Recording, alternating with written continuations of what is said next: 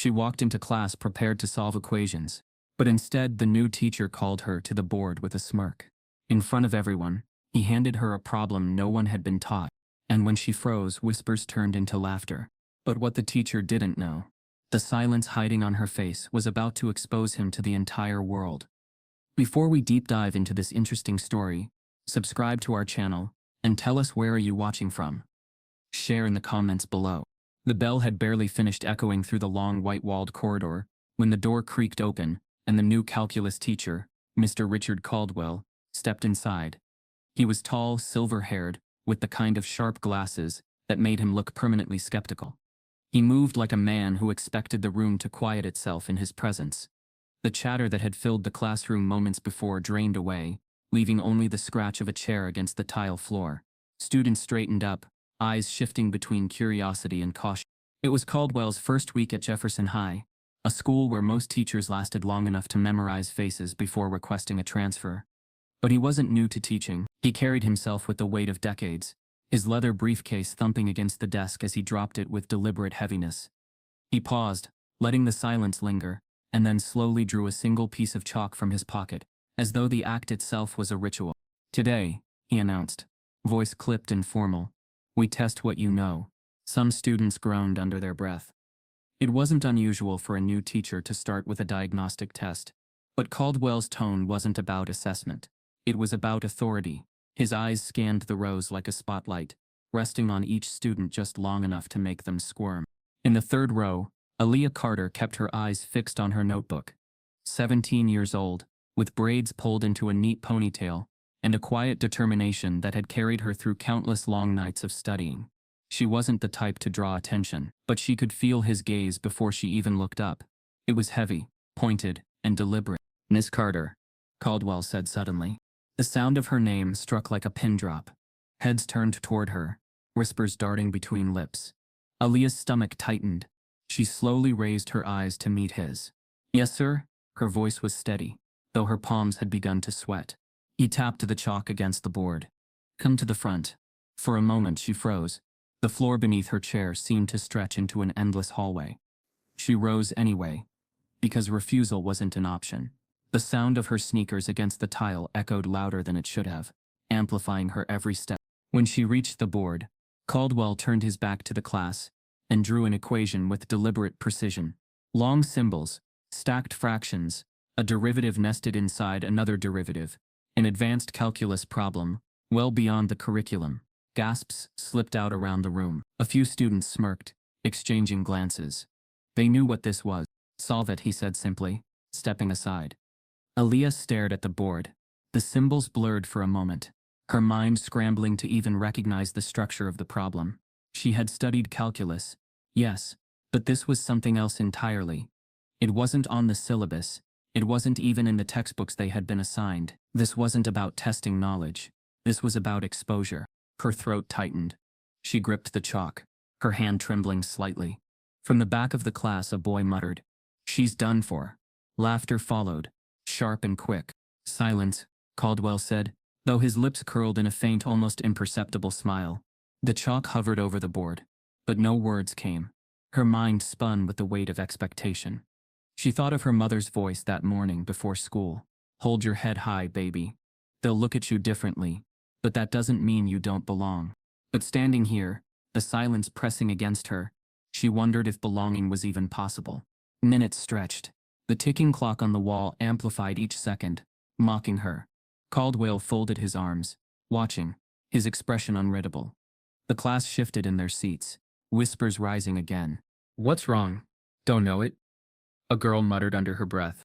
Aaliyah felt her chest tighten, humiliation burning through her.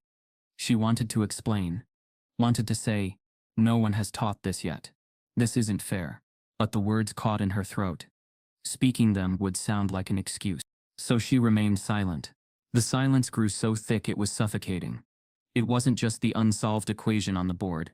It was the weight of being singled out, the unspoken suggestion that she didn't belong in this room, in this level, in this subject. It was the centuries-old gaze of doubt that every black student in spaces like these had felt at some point. Prove yourself, or be dismissed. Her knuckles whitened around the chalk. Her breathing slowed. Somewhere in the back of the room, Maya, her closest friend, shifted forward in her seat, as if ready to intervene. But she didn't. The moment was Aaliyah's alone, as Caldwell had designed it. Finally, Caldwell broke the silence. "Sit down, Miss Carter. Thank you." The way he said thank you was laced with dismissal, with finality. It wasn't gratitude, it was punctuation. Aaliyah lowered the chalk, her hand numb, and turned. Her eyes swept over the classroom, faces watching her with amusement, pity or indifference. Not one of them truly understood the crushing humiliation she carried in that moment. She began to walk back toward her desk, head lowered. But halfway there, something inside her shifted. A quiet defiance sparked beneath the shame. She stopped. The room hushed again, confusion rippling through the students. Slowly, deliberately, Aaliyah turned back toward the board. Her eyes locked on Caldwell's. She didn't speak. She didn't have to. The silence that had once suffocated her now became something else. A silent resistance. A refusal to break, even if she couldn't solve his impossible equation. Caldwell's brow furrowed. For the first time, his confidence flickered. And in that brief, electric moment, Aaliyah Carter, speechless but unbroken, stared back at him, the classroom holding its breath. What Caldwell chose to do next would decide whether this was simply an embarrassing classroom moment, or the beginning of something much larger, far more dangerous, and impossible to undo. When the final bell rang that day, Aaliyah moved through the hallways like a shadow. She could feel the eyes that trailed her, the whispers that chased her steps. The incident in calculus wasn't just another awkward classroom moment. It had taken on a life of its own. Students nudged each other, smirked as she passed, or gave her that half-pitying, half-condescending look that said more than words ever could. Outside, the September sun stretched long shadows over the sidewalk. She tugged her backpack higher on her shoulder and quickened her pace toward the bus stop. Each step felt heavier than the last, as though she were dragging the weight of the entire room with her. At home, things looked different. The Carters lived in a small apartment above a laundromat on the east side of town. It wasn't much, but her mother, Denise Carter, had worked tirelessly to keep the rent paid and the lights on. The living room walls were lined with second-hand bookshelves, stacked high with textbooks, old novels, and Denise's nursing manuals. To Aaliyah, those shelves were a fortress, proof that knowledge could build something stronger than brick and mortar. When Aaliyah walked in, her mother was already at the kitchen counter, apron still tied around her waist from her shift at the hospital. Her hands moved quickly as she chopped vegetables, but her eyes lifted the second she saw her daughter's face. "Long day?" Denise asked, soft but knowing. Aaliyah shrugged, tossing her backpack onto the couch. "Just school." Denise studied her. Years of single motherhood had sharpened her instincts. She could see the story in her daughter's eyes before a word was spoken. "Just school doesn't make you look like that," she said gently. Aaliyah sank into one of the dining chairs, tracing her finger along the wood grain. For a moment, she thought about telling her mother everything.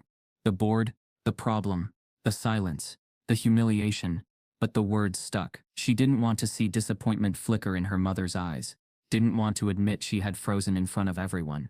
Denise dried her hands and pulled out the chair across from her. "Baby, you know you don't have to carry the world on your shoulders alone. You talk to me, I'll listen." Still, Aaliyah hesitated. Instead, she asked, "Mom, why do I always feel like I have to prove something? Like I'm not just me but a test?" Denise's expression softened, though her jaw tightened. She reached across the table, resting her calloused hand over Aaliyah. "Because in places like that school," Denise said quietly, "you are. Every room you walk into, some people are waiting to see if you'll confirm the story they've already written about you. And when you don't, when you rise above it, it scares them. So they push harder. That's the game, baby." Aaliyah blinked back, the sting in her eyes. "But I didn't rise above it today. I froze." "Freezing doesn't mean you failed," Denise said firmly. "You're human, but don't you forget your silence doesn't define you. Your next step does." The kitchen filled with the hum of the refrigerator and the distant thrum of washing machines below. For a moment, the heaviness between them lightened, replaced by that quiet understanding that bound mother and daughter together. But outside their apartment, the world wasn't so forgiving. The next morning at Jefferson High, the small acts of exclusion returned with sharper edges. At lunch, the table where Aaliyah usually sat with classmates mysteriously filled before she arrived, leaving her standing awkwardly with her tray. In the library, when she asked to join a study group for calculus, one of the boys muttered, We don't need someone dragging us down. It wasn't outright hostility. It was the thousand little ways a person could be reminded they didn't belong. The glance that lingered a beat too long. The whisper that cut off the moment she entered a room. The smirk when she raised her hand in class. Still, she endured. She kept her notes tidy, stayed after school for extra credit, and reminded herself of her dream, to be an engineer. Ever since she was 12, she had loved the idea of building something out of nothing, of solving problems that could make lives better. She'd stay up late sketching bridges in her notebooks, calculating load-bearing structures, while other kids doodled hearts and initials. Engineering wasn't just a career goal, it was her way out, her way forward. But the question lingered, would she ever be allowed to reach it? That evening, Denise came home later than usual, exhaustion lining her face. She set her purse down with a sigh, kicking off her shoes. Aaliyah was already at the table, books spread out, eyes heavy but determined. "You're still at it?" Denise asked, rubbing her temples. "Yeah," Aaliyah muttered. "If I want engineering school, I can't fall behind. I have to be better than the rest of them." Denise's eyes softened. "You'll have to work twice as hard, baby. That's just the truth. But you don't have to carry that weight alone. You hear me?" Aaliyah nodded, though deep down she wondered if the weight was already too much. The two shared dinner quietly, the small apartment filled with the smell of garlic and onions. For a brief moment, life felt steady again. The world outside might push, but within these walls, there was warmth, safety, and love. Then the phone rang. Denise rose to answer it, still wiping her hands on her apron. "Hello?" Aaliyah barely noticed at first, her eyes locked on the slope of a graph in her textbook. But the sound of her mother's voice, sharp, then clipped, drew her attention. "Yes, this is she," Denise said cautiously. Then, after a pause, "Classroom disruption? My daughter?" Aaliyah froze. Denise's eyes flickered toward her, narrowing slightly. "What exactly do you mean by disruption? Because from what I know, my child has never caused trouble in her life." A beat of silence. Then Denise's expression hardened. "I see. Well, I'll be sure to follow up on this." She hung up, her lips pressed tightly together. Aaliyah's stomach dropped. "What did they say?" Denise didn't answer right away. She sat back down at the table, folding her arms, staring at her daughter with a mixture of frustration and disbelief. "They said your name came up in a report about a classroom disruption yesterday. That teacher of yours, Caldwell." Aaliyah's breath caught, "But I didn't do anything. I didn't even say anything." "That's what worries me," Denise murmured, almost to herself. "If they're already trying to paint you as a problem, then this isn't about what you did. It's about who you are." The room fell heavy with silence. The hum of the washing machines downstairs seemed louder than ever. Aaliyah felt the walls of their little apartment closing in, the safety of home intruded upon by something bigger, colder, and more dangerous. Denise reached for her phone again, determination flashing in her eyes. "If they think they can twist this story, they don't know who they're dealing with. I'm calling that school back." The call from Denise Carter landed on the vice principal's desk before the night crew finished waxing the hallways.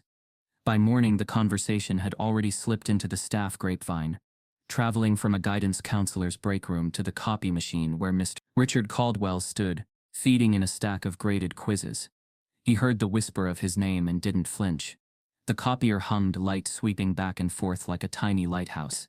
He wore his usual uniform, pressed shirt, sober tie, polished shoes, and the cultivated air of a man who believed austerity itself was virtue. "Morning, Mr. Caldwell," said Mrs. Briggs, the front office secretary, stopping at the doorway.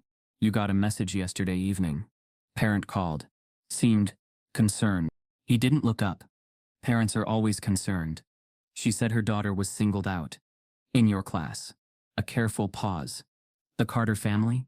He removed the last paper from the tray and tapped the stack into alignment with quiet irritation. "If students find my standards intimidating, it's not my problem. I teach the material. They either meet the bar or they don't."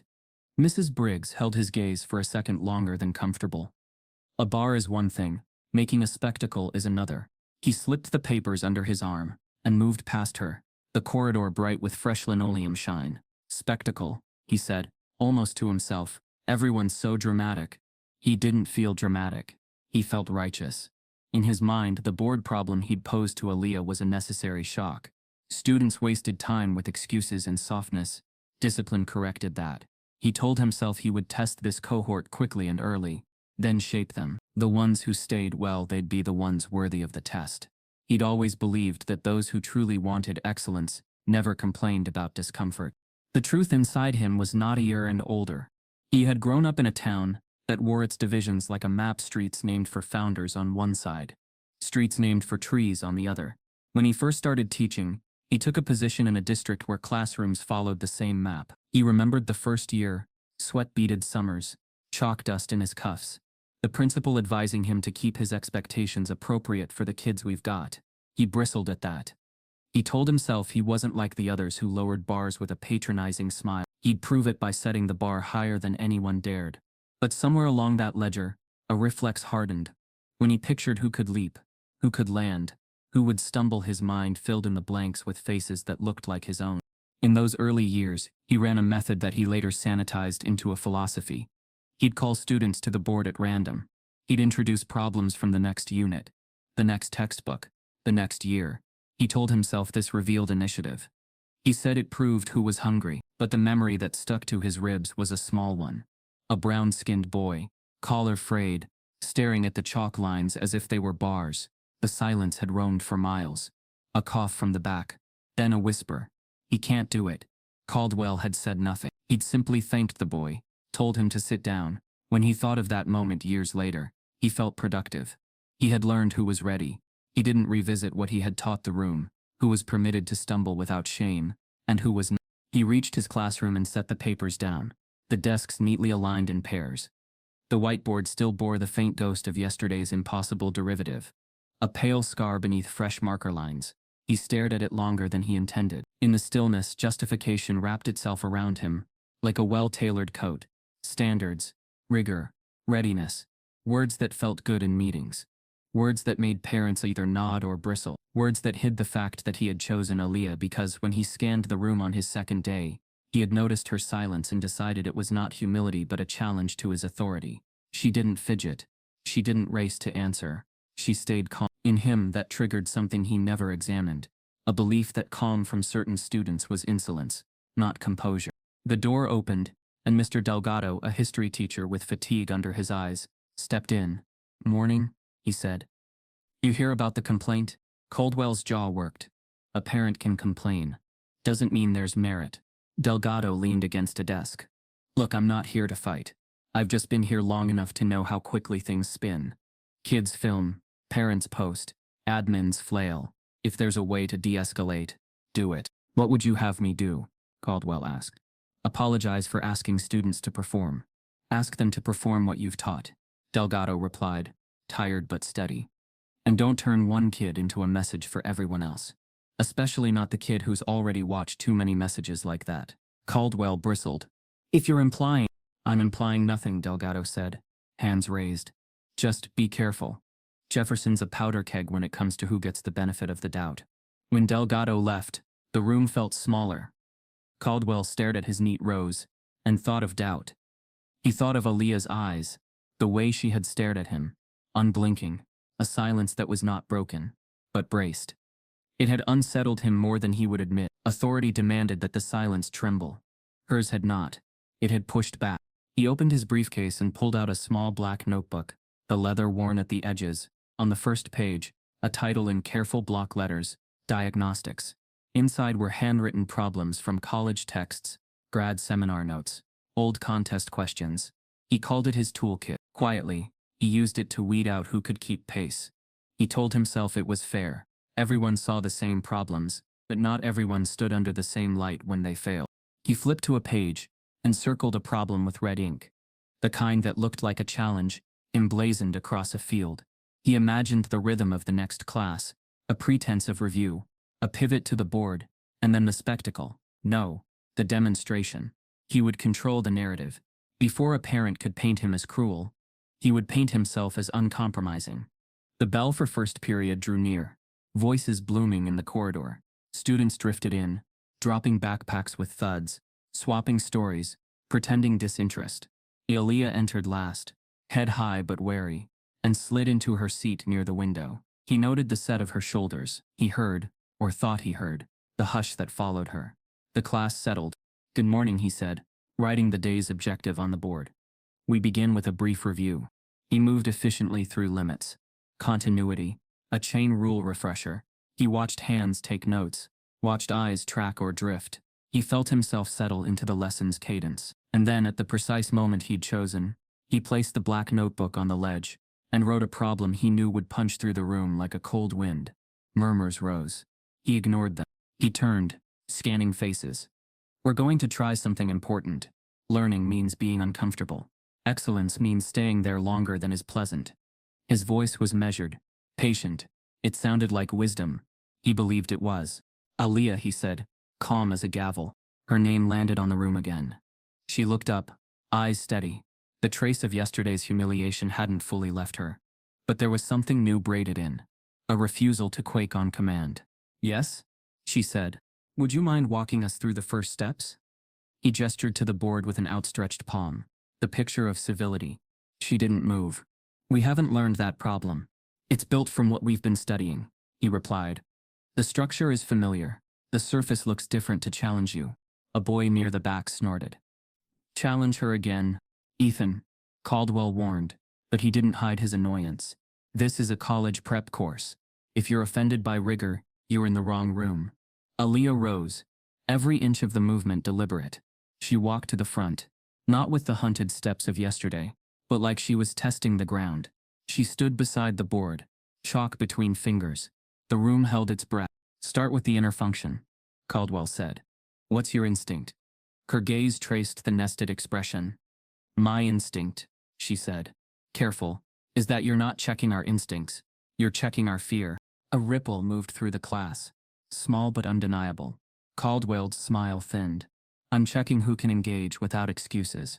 She faced the board and wrote a single line, an uncontroversial rewrite of the expression. He watched the chalk marks with an attention that surprised him. She wasn't wrong. She wasn't flailing. But he wanted the pause, wanted the tremor, wanted the gap where authority could step in and rule. A knock sounded at the open door.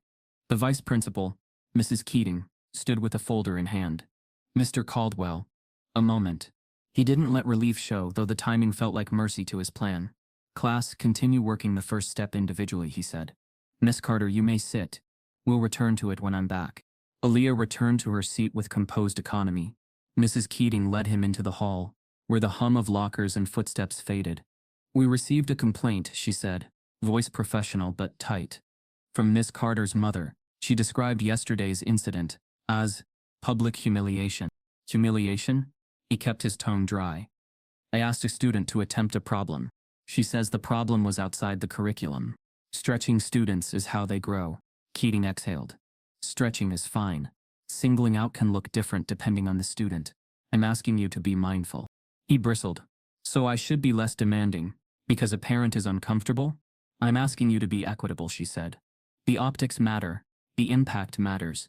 Optics, he repeated, almost tasting the word like a contaminant. I'm not running a PR campaign. I'm running a class. Keating's eyes hardened. Then run it well, Mr. Caldwell. And remember, students don't all enter your room with the same history. She left him with the folder documentation of the call. A reminder to prepare a written response. He held it like a summons and returned to the classroom rearmored. If they wanted optics, he would give them a clean stage. He would demonstrate fairness so pristine that any complaint would look like fragility. He stepped inside, heat in his face. All right, he said, clapping once. Books closed. We'll do something transparent. A short challenge quiz.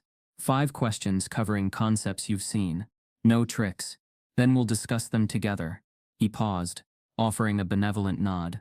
This is about discipline, not punishment. Pens clicked. Papers rustled. He distributed the quiz row by row, fastidious. When he reached Aaliyah's desk, their eyes met. For a fraction of a second, he felt the oddest sensation. A mirror held up, reflecting not her fear but his need. He slid the paper to her without comment. The room fell to quiet. Questions scrawled across white space, time falling in measured ticks. Caldwell paced with hands behind his back, the performance of calm. Yet his mind didn't settle. Snatches of earlier years drifted through. A staff meeting in a school with posters for equity night. A complaint that had gnawed then was buried. The transfer forms processed quickly. A collegial handshake. a suggestion to start fresh somewhere that appreciates rigor. He had told himself the fresh start proved his method, not his avoidance. When the timer chirped, he collected the papers. "We'll grade together," he announced, markers lined on the ledge. "The ritual efficient. I'll project the solutions. As I call your name, I'll give you feedback. Immediate clarity helps learning." Immediate clarity helped something else too. Control. He told himself transparency was fairness, but he liked the way it put students on a measured line. The class stiffened. Aaliyah's shoulders squared. Caldwell called the names in alphabetical order. Commentary crisp. Tone measured. A correction here. A commendation there. When the results were solid, he praised in generalities. When they were poor, he kept the critique polite, distant. He approached Aaliyah's paper last in the stack, and felt a prickle of anticipation he'd never name aloud. If she stumbled today, he would frame it as data, not drama. He looked down and blinked. Her solutions were careful, spare and correct. Not just correct, clean. She had offered a subtle simplification in question 3 that shaved 3 lines from the standard approach. It was not a trick. It was elegant. A thin cord pulled taut in his chest. He lifted his head and found her watching him, expression unreadable.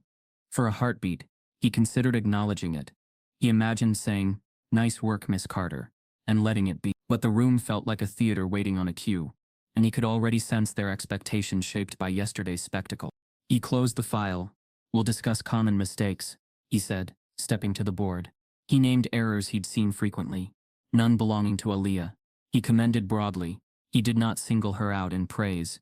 He told himself this prevented favoritism. He told himself it protected her from attention. Beneath the justifications, he also told himself nothing. When the bell rang, students scraped chairs and gathered bags. Aaliyah stood, slipping her paper into a folder. Maya drifted toward her, voice low. "You good?" Maya asked. Aaliyah nodded. "Today?" "Yeah." Caldwell heard it, the resilience in her tone, and felt a strange flare, part challenge, part alarm. It didn't matter. He had a plan. He would make the standard visible, objective, incontrovertible, and to do that he would use the notebook and the board and the class like instruments tuned to his pitch. He stayed after the room emptied, the air smelling faintly of dry erase and floor polish. He opened his black notebook again and turned to a page labeled Composite Systems. He drew a bracket around a problem designed to look benign, built from pieces they knew but arranged to overwhelm. He imagined the steps, the stumbles, the story it would tell. This was how he enforced discipline. He believed it. What he didn't interrogate was the discipline he was really enforcing. The discipline of silence. He thought of that boy years ago. Collar frayed. He thought of yesterday's silence on Aaliyah's face and felt justified in stamping it out. He did not wonder why certain students' quiet could be curiosity while others' quiet had to be defiance. He slid the notebook back into his briefcase and locked the room. On his way to the staff lot, he passed the bulletin board outside guidance and paused. A new flyer, STEM Scholars, Summer Fellowship, faculty recommendations required. His eyes caught on the line about recommendations needing to come from a student's current math instructor. He stood very still. Surprise flickered, then something like opportunity shaped itself in his mind. He was on the scholarship recommendation committee this year. He had pushed for it, telling the principal he wanted to foster excellence. He had not thought about names until this second, when the convergence of power and impulse steadied his breath. In the span of that quiet, the twist inside him hardened into decision. He would be rigorous. Yes, he would also be gatekeeper. He convinced himself this was noble. He told himself it protected standards, and beneath the noble stories, another truth nested, one he would never voice. He liked deciding who entered and who did not. Caldwell turned away from the board and into the late afternoon, the sun glancing off windshields, the lot half empty. He unlocked his car, slid in, and gripped the steering wheel with a steadiness that looked like resolve. Tomorrow, he told himself, would be about clarity. He would make the test public, the bar known, the result indisputable. He would show the administration a class devoid of humiliation, only rigor. He would show Aaliyah a lesson. He checked his watch, pictured the morning bell, and refined the plan a final time, a challenge exam that looked fair, but felt like water rising slowly in a room where only some kids had been taught to swim. He would grade in front of them. He would narrate the errors. He would let the data do the talking. He didn't consider that the data had been telling a story for a long time, one written by the hand that chose the problems, the hand that chose the student, the hand that chose what counted. That night, the brief folder from Mrs. Keating sat unopened on his dining table. He ate in silence, a man who believed quiet meant control. He polished his shoes. He ironed his shirt. He slid the black notebook into his bag and slept like someone satisfied that the world could be arranged into proofs. Morning would bring the room, the board, the eyes. He pictured Aaliyah at her desk, that unflinching quiet returning, and felt a thud of anticipation. He would cure it, he thought. He would cure the quiet. And as the sun lifted over Jefferson High, Mr. Caldwell arrived early, wrote the date clean and centered, and chose a marker as if selecting a blade. His polished exterior shone brighter than ever. Inside, his decision set like concrete. He would make an example. Caldwell capped the marker, glanced once at the black notebook on his ledge, and resolved that in the next period, he would call Aaliyah to the front, not to question her, but to define her. The next morning, Jefferson High buzzed like a hive shaken from its nest. The moment Aaliyah stepped through the double doors, she could feel it. The weight of eyes, a shift of whispers that died down just a second too late. Rumors in high school had a way of spreading faster than announcements over the intercom. By the time first period rolled around, what had happened in Mr. Caldwell's classroom wasn't just a story, it was an exaggerated performance retold in corners and hallways, sharpened for entertainment. Some said she had stood at the board for 10 whole minutes without writing a single line. Others said Caldwell had laughed, though he hadn't. A few even claimed she cried, which wasn't true at all, but the truth rarely mattered when the performance was more memorable. As Aaliyah walked to her locker, snippets of conversation floated toward her. "Did you hear?" She just stood there like a statue. "Man, if that was me, I'd have walked out." She's supposed to be in advanced calc, right? Then why couldn't she do it? Aaliyah pressed her lips together, forcing her focus on the dial of her locker. The metal door rattled as she opened it, but even that sound couldn't drown out the laughter echoing down the hall. Her chest tightened, the humiliation from yesterday stretching into a second day, morphing into something harder to shake off. At lunch, things grew worse. She carried her tray through the cafeteria, searching for an empty seat.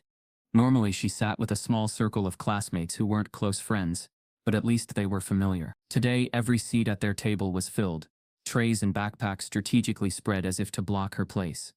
She hovered for a moment, unsure whether to ask, but the way they avoided her eyes answered everything. "Sorry, someone's sitting there," one boy muttered, though the chair beside him was empty. Aaliyah swallowed hard, turned, and walked to a table by the wall. She sat alone, stabbing at her food with her fork, pretending not to notice the sideways glances aimed her way. Isolation wrapped around her like a second skin. That afternoon in the library, she gathered her books, determined to bury herself in work. But even here, whispers followed. A group of students at the next table chuckled, pretending to study but clearly talking about her. She froze. Like completely froze. Guess all those good grades don't mean much if you can't think on your feet. Caldwell's got a point. Some people just don't belong in these classes. Her stomach churned. She wanted to spin around and tell them they were wrong, that no one could have solved that problem. Not yet. Not at their level. But her voice felt caught in her throat, as though speaking up would only feed the fire. Just as she lowered her head, someone slid into the seat across from her. Maya Rivera, her best friend since middle school, pushed her dark curls out of her face and crossed her arms. "You gonna let them do this to you?" Maya demanded in a hushed voice. Aaliyah blinked, startled. "Do what?" "Pretend like you're some kind of joke." Maya leaned closer. "I heard what Caldwell pulled. That wasn't teaching. That was setting you up.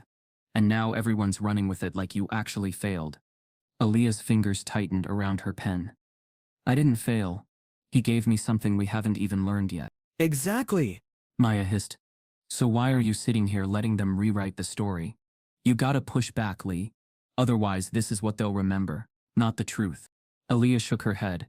"And what am I supposed to do? Stand on a table and shout that the teacher humiliated me on purpose? No one will care. They'll just laugh harder." Maya softened, but her eyes still burned with conviction. "Then prove him wrong. Next time he tries something like that, don't just stand there. Show him you can handle it." The words landed heavy. Prove him wrong. But wasn't that the very trap Caldwell had set? that every step she took in that room wasn't just for herself, but as proof of her worthiness. "I don't know if I can," Aaliyah admitted, her voice barely above a whisper. Maya leaned back, her expression fierce. "Then you better learn, because they're not gonna stop until you do."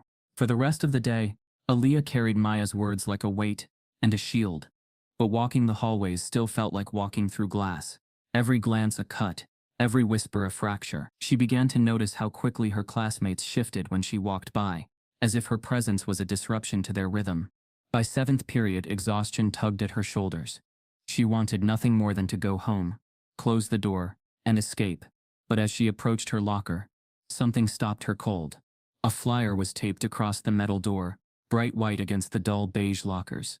The letters were thick, written in bold black marker, unmistakable. "Smart enough?" The words screamed at her.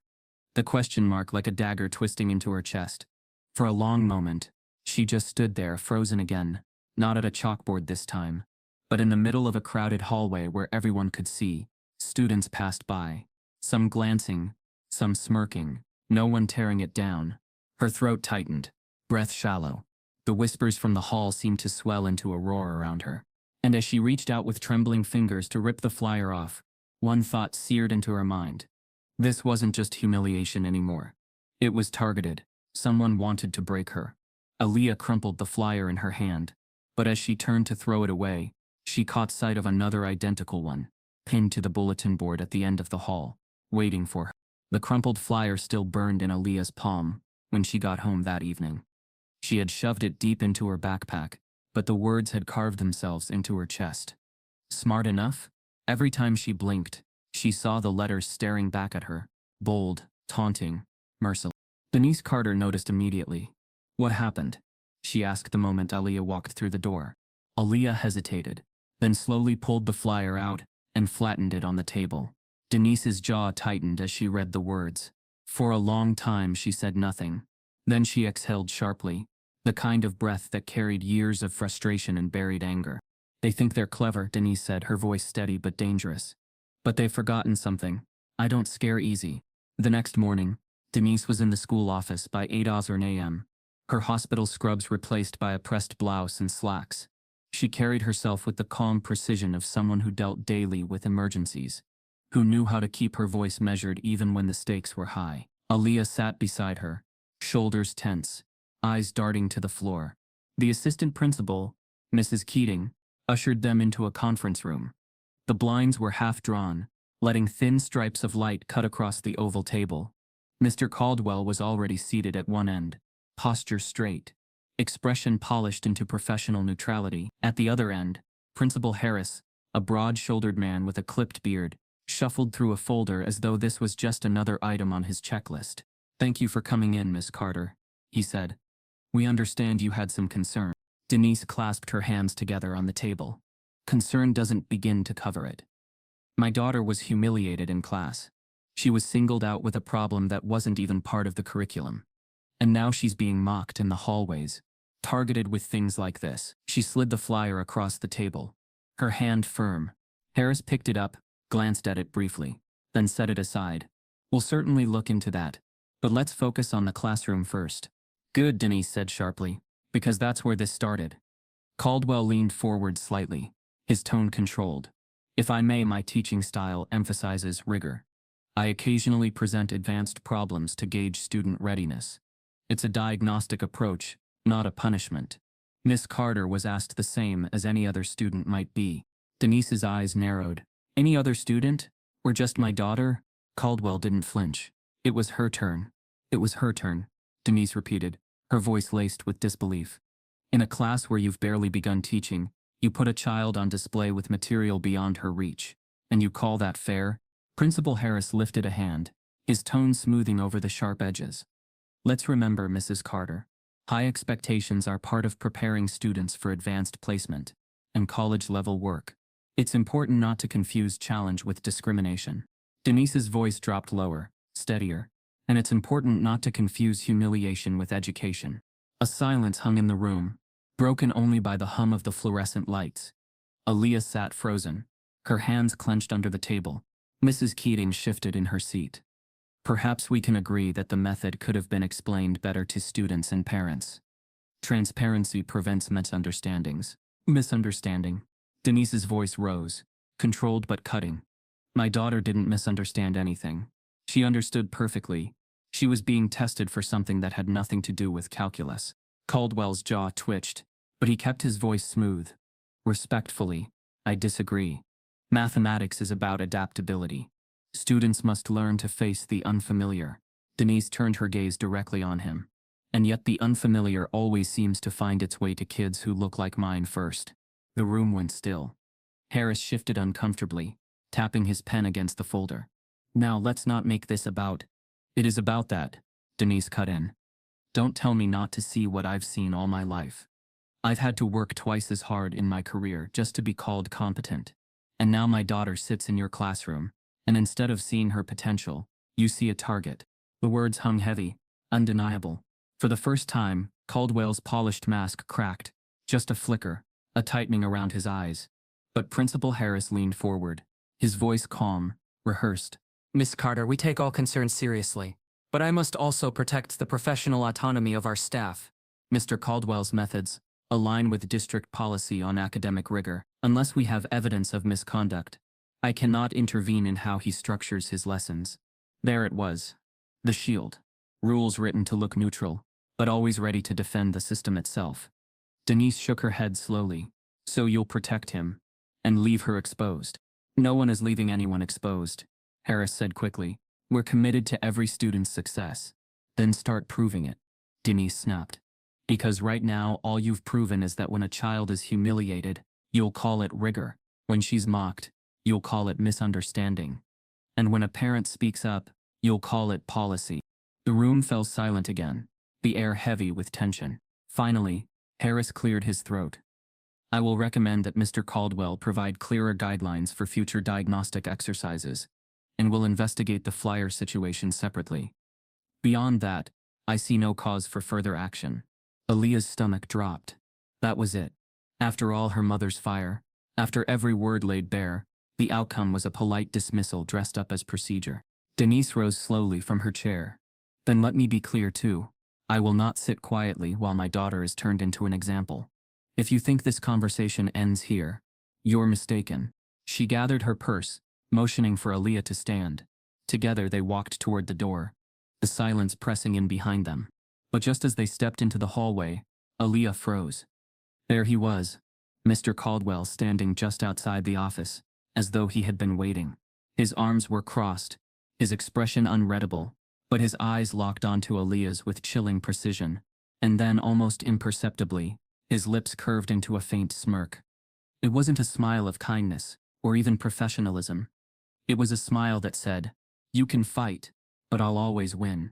Aaliyah's breath caught as Caldwell's gaze pinned her in place. For the first time, she realized this wasn't just about one incident. This was a battle he had already decided to wage, and she was the chosen target. The smirk on Caldwell's face stayed with Aaliyah long after she and her mother left school. It wasn't just the expression, it was the certainty behind it. He didn't look like a man worried about being held accountable. He looked like a man who knew the game was already fixed in his favor, and that realization dug under Aaliyah's skin, working its way into every part of her life. By the end of the week, she could feel herself unraveling. In class, her pencil hovered above her notebook, but the words on the board blurred together.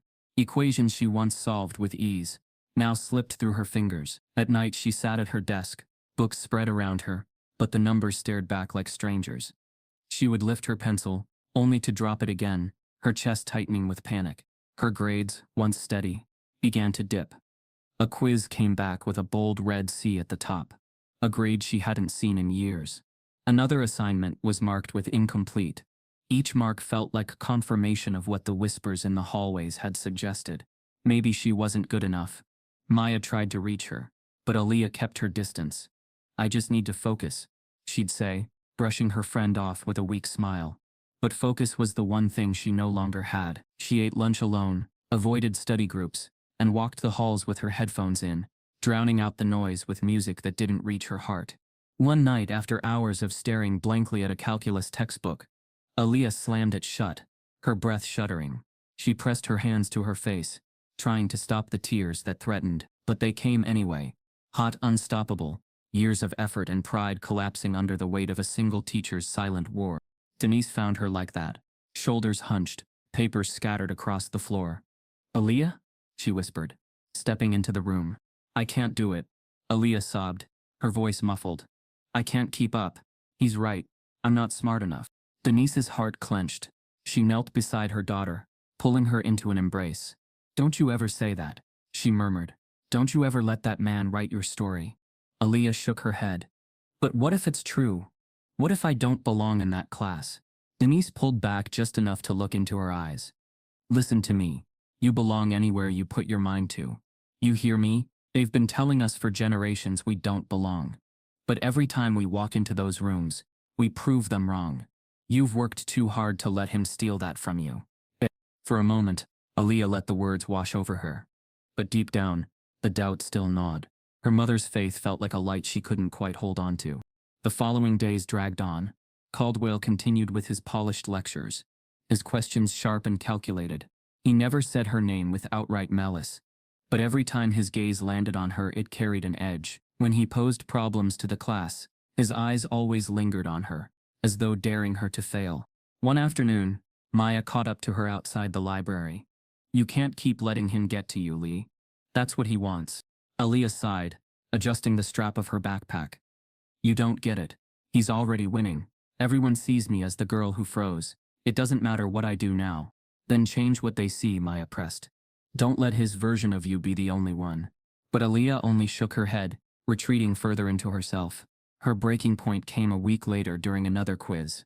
The questions weren't impossible, but her mind wouldn't focus. Her palms sweated, her breathing quickened, and the numbers swam. She scribbled half answers, erased them, scribbled again, until the bell rang and the paper was snatched away. As she handed it in, Caldwell gave her a brief glance. Not mocking, not pitying, just cool indifference. Somehow that cut deeper than laughter would have. When she got the paper back the next day, the score at the top was lower than she had ever received. Aaliyah stared at it in disbelief, her throat tight, while around her students exchanged quiet looks. That night she broke again. She collapsed on her bed, tears soaking the pillow. She thought of her dream of becoming an engineer, of building bridges, of creating something lasting. And for the first time she wondered if those dreams had been too big. But fate had a way of twisting when least expected. 2 days later, Aaliyah stayed after school, determined to catch up on homework in the empty classroom. The halls outside were quiet, the sun dipping low, casting long shadows across the floor. Caldwell had stepped out, leaving his briefcase open on his desk. Aaliyah tried to focus on her textbook, but her eyes kept drifting to the briefcase. Inside, a worn black notebook peeked out, the edges frayed from use. She recognized it immediately. It was the same notebook he always pulled problems from, the same one he'd opened before calling her to the board. Curiosity tugged at her. She glanced at the door, still empty. Slowly, with trembling fingers, she reached over and pulled the notebook closer. Flipping it open, her eyes widened. Page after page was filled with problems, not from their curriculum, but from advanced college texts, competitions, obscure journals. Each one was harder than the last, designed to overwhelm. Notes were scribbled in the margins. Weed out weak links, separate the serious from the rest, expose gaps early. Her stomach dropped. This wasn't just a teaching tool. This was a weapon. And in that moment she understood. Caldwell hadn't simply chosen her at random. He had set her up, deliberately, as part of his private system to decide who belonged and who didn't. Her hands shook as she closed the notebook, slipping it back into place before he returned. But the damage was done. She had seen it. She knew. Caldwell wasn't testing discipline. He was enforcing silence, and she had been his target all along. As Aaliyah gathered her things, the door creaked open. Caldwell stepped back into the room, his eyes flicking to her, then to the desk where the notebook lay. For a split second, his gaze sharpened, as if he knew. The air in the classroom seemed to thicken. When Caldwell re-entered, and his gaze flicked from Aaliyah to the desk where the black notebook sat. For a fleeting second, his eyes sharpened, suspicion cutting through the professional mask he always wore. But then, as quickly as it came, it was gone. He adjusted his tie, muttered something about office paperwork, and dismissed her for the day. Aaliyah walked home, with her heart pounding. She replayed the moment over and over. His notes, the problems, the words he had scrawled in the margins. Weed out weak links. Each phrase lodged in her chest like a shard. But beneath the sting, something new stirred. For the first time in weeks, her humiliation began to harden into resolve. That night, long after Denise had gone to bed, Aaliyah sat at her desk with the glow of her lamp spreading across the pages of her notebook. She pulled out every math text she could find, flipping through chapters that stretched far beyond the syllabus. The first problem she attempted took her nearly an hour. She erased and rewrote, her eraser wearing holes in the paper. Her frustration boiled, and twice she nearly tore the notebook in half. But then, as the clock neared midnight, she finally reached the solution. The victory wasn't loud or triumphant. It was quiet, steady, like finding her footing on uneven ground. She whispered to herself, "I can do this." Night after night she repeated the ritual. Her lamp burned past midnight, the scratch of her pencil a metronome in the still apartment. Some problems stretched across pages, each step clawed out with effort. Sometimes she'd collapse back in her chair, staring at the ceiling, doubt flooding her chest. The voice of every hallway whisper returned. She's not smart enough. But then she'd think of her dream, the bridges she had drawn in her notebook since she was 12, and force herself to pick the pencil back up. On her walls she began to tape her progress sheets of paper, filled with equations, arrows, notes, written in her neat handwriting. Alternative method, shorter solution, error spotted. The more she worked, the less those sheets looked like homework, and the more they looked like maps, proof of a territory she was slowly conquering. Her mother noticed the late nights. One morning, Denise stood in the doorway, arms crossed. "You're pushing yourself hard," she said softly. "Too hard." "I have to," Aaliyah replied, her voice low but firm. "He wants me to fail. I can't let him win." Denise's eyes softened with pride and worry tangled together. "Baby, don't turn this into a fight that breaks you. Make it a fight that builds you." Those words lingered with Aaliyah through every long night. And slowly, quietly, something shifted. Where she once avoided the board in class, she now caught herself solving problems in her head, running through possibilities like hidden rehearsals. She didn't show her hand, but beneath the silence, she was sharpening her blade. Maya noticed the change too. One afternoon in the library, she leaned over and whispered, "You're different lately. What are you doing?" Aaliyah hesitated, then leaned closer. "I found his notebook, the problems he uses to set people up." Maya's eyes widened. "Wait, you what?" "I saw it, and I've been studying them. I don't care how hard they are. I'm going to learn every single one." Maya stared at her, torn between awe and worry. "That's insane, but also kind of brilliant." Aaliyah allowed herself the faintest smile. "He thinks I'm silent because I don't know anything. But when I speak, I want it to be undeniable." The two of them bent their heads over the pages, Maya quizzing her, Aaliyah scribbling through solutions until the librarian flicked the lights to signal closing time. Weeks passed this way. The exhaustion clung to her, dark circles under her eyes, slumped shoulders, but beneath it all was a growing fire. Each solved problem wasn't just math, it was resistance. It was proof that what was meant to humiliate her could be reclaimed, reshaped, weaponized in return. Then came the twist. One Friday afternoon, Caldwell walked into class with his black notebook tucked under his arm. His expression was smooth, controlled, but there was a glint in his eyes that set the room on edge. He didn't write the day's lesson objective on the board. Instead, he placed a stack of papers on his desk. "Today," he announced, "we'll be doing something different." Students exchanged wary glances. The room shifted with unease. "I want to measure not just what you've memorized, but how you think. So I've prepared a short challenge exam. 5 questions. They will stretch you beyond the usual. Consider it an opportunity to show discipline under pressure." A low murmur swept the class. Aaliyah felt her stomach tighten, but she forced her face to stay calm. She already knew what this was. This wasn't just an exam, it was his weapon, unveiled for everyone. As he passed the papers down the rows, his eyes landed on her. For just a second, his gaze sharpened with recognition, as if this whole exam existed for her alone. Aaliyah took the paper, her fingers steady even as her chest pounded. She glanced at the first question.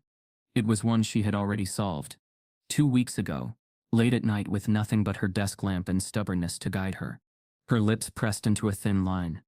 The trap he had laid might just be the moment she had been preparing for all along. Caldwell clasped his hands behind his back and smiled faintly. You have 30 minutes. Begin. And as the scratching of pencils filled the room, Aaliyah's eyes burned with quiet fire, because for the first time she wasn't walking into his game unarmed.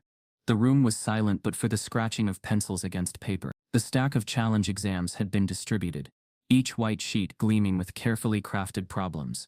Caldwell stood at the front of the classroom with his hands folded neatly behind his back, pacing slowly, the faint click of his shoes echoing in the uneasy air. This exam is not about memorization, he said, voice crisp and measured. It's about discipline, about how you think when you are pushed beyond comfort. Life will not hand you problems that look familiar. Consider this, practice for reality.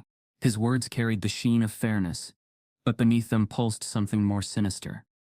Every question on the page had been pulled from his black notebook, the one he used not to teach, but to separate. And though the entire class had been given the same paper, everyone knew who this exam was really designed for. Eyes darted sideways, subtle glances cast toward Aaliyah, as though waiting to see whether she would crack. Aaliyah kept her gaze on her paper, jaw tight. Her hands trembled slightly as she scanned the first problem, but then recognition sparked.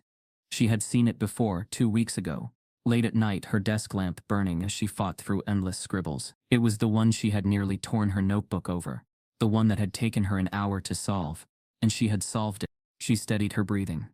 Focus. You've been here before. Around her, whispers rose. A boy muttered, "What even is this?"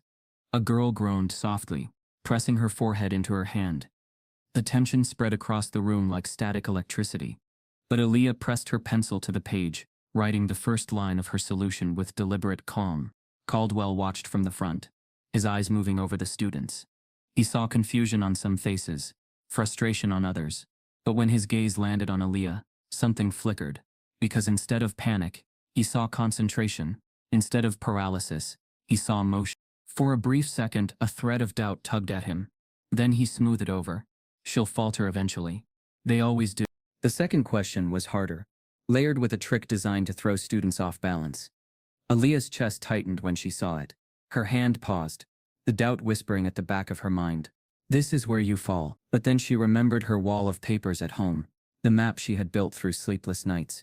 She had wrestled with this exact trap before, circling back again and again until she broke through. She closed her eyes for a second, then scribbled the first correction on her paper.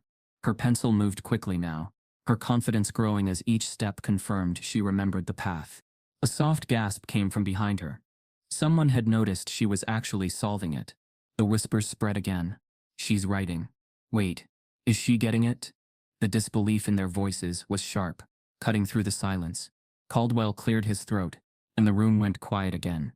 But inside he felt an irritation he couldn't quite conceal. He had expected her to crumble under the weight of this test, not find her footing. By the time she reached the third question, Aaliyah's palms were damp, but her pencil didn't stop. The problem was monstrous. Nested functions stacked with hidden shortcuts. At first glance it looked unsolvable in 30 minutes, but then she saw it. The same alternative method she had discovered during one of her late-night sessions. The elegant trick she had taped to her wall with the note faster than his way. Her lips pressed into a faint, almost imperceptible smile. She began to work. Meanwhile, other students faltered. Some scribbled nonsense just to fill space. Others put their heads down, overwhelmed. The silence was broken only by the frantic scratch of Aaliyah's pencil and the restless shifting of her classmates. By the time Caldwell announced, 5 minutes remaining, her paper was nearly full. Sweat clung to her temples, but her solution stretched clearly down the page. She wasn't sure if she had solved everything perfectly, but she had done what she never thought she could. She had fought back line by line. The clock ticked down, the final seconds stretching taut. Pencils down, Caldwell commanded, collecting the exams row by row. His face remained neutral, but inside a storm churned. He had seen her writing, saw her not falter where he expected. His carefully laid trap might not have closed around her after all. The students exhaled in collective relief, some groaning, others muttering complaints. One boy whispered, "That was brutal." Another girl said, "There's no way anyone passed that." Aaliyah sat in silence, her hands folded on her desk, her chest rising and falling. She didn't allow herself relief yet. Caldwell stacked the papers neatly at his desk, then turned to face the class. His eyes gleamed, but his voice was smooth as silk. Normally I would grade these privately, he said, letting the pause hang heavy. But transparency is important. Today we will grade them together. Right here, right now. The class gasped. What? Someone whispered. Caldwell nodded. Calm and deliberate. Immediate feedback strengthens learning. We will go through each problem on the projector. I will call students one by one and compare their answers. His gaze swept the room before landing squarely on Aaliyah. No confusion, no excuses. The tension in the room snapped like a pulled string. Students exchanged uneasy glances. Public grading wasn't common, and everyone knew what it meant. It wasn't about feedback. It was about exposure. Aaliyah's heart dropped. She had braced herself for the exam, but this was something else. This was his next move, his way of regaining control. Her pencil marks, her late nights, her quiet preparation, they were about to be displayed, dissected, and judged in front of everyone. And though she had solved the problems, one mistake, one slip, would be magnified under the harsh light of his stage. Caldwell clicked the projector on, the white screen humming to life. He held the stack of exams like a weapon, his smile faint but sharp. Let's see, he said, who here truly belongs. The projector's glow washed the front wall in hard white, flattening every shadow into something clinical. Desks creaked as students shifted, a low current of dread coursing through the room. Caldwell stood at the ledge like a conductor before an orchestra he had already tuned, the stack of challenge exams squared against his palm. He clicked the remote one. The first problem appeared, typed cleanly from his key, each step marching downward with the inevitability of an answer that tolerated no detours. We'll proceed alphabetically, he said, voice even. As your name is called, I'll note your score, and we'll compare approaches. You'll learn more quickly from real examples. Real examples. Aaliyah heard the words, and thought of how often real meant public for some and private for others. She kept her eyes forward, refusing to scan for allies. The room felt like a witness box. Addison, Claire, Caldwell announced. Claire rose with a stiff smile and came to the front when he beckoned. He slid her paper onto the document camera. The score in the corner, 62, appeared larger than life. A sympathetic groan rippled in the room. Claire's mouth tightened. You hesitated at the composite structure, Caldwell narrated, tracing a green laser along the steps. Your instinct was reasonable, but you didn't commit to a method. Discipline begins by choosing a path. He added, see me after for a practice regimen. Claire nodded, face hot, and retreated to her seat. Next, Baker, Nolan. A 74, gentle praise for solid fundamentals, room to push. Then Chen, Iris. An 81 and a small nod, good recovery at step 3. A few sighs of relief dotted the room, as if the curve might be kinder than feared. But then Daniels, Troy.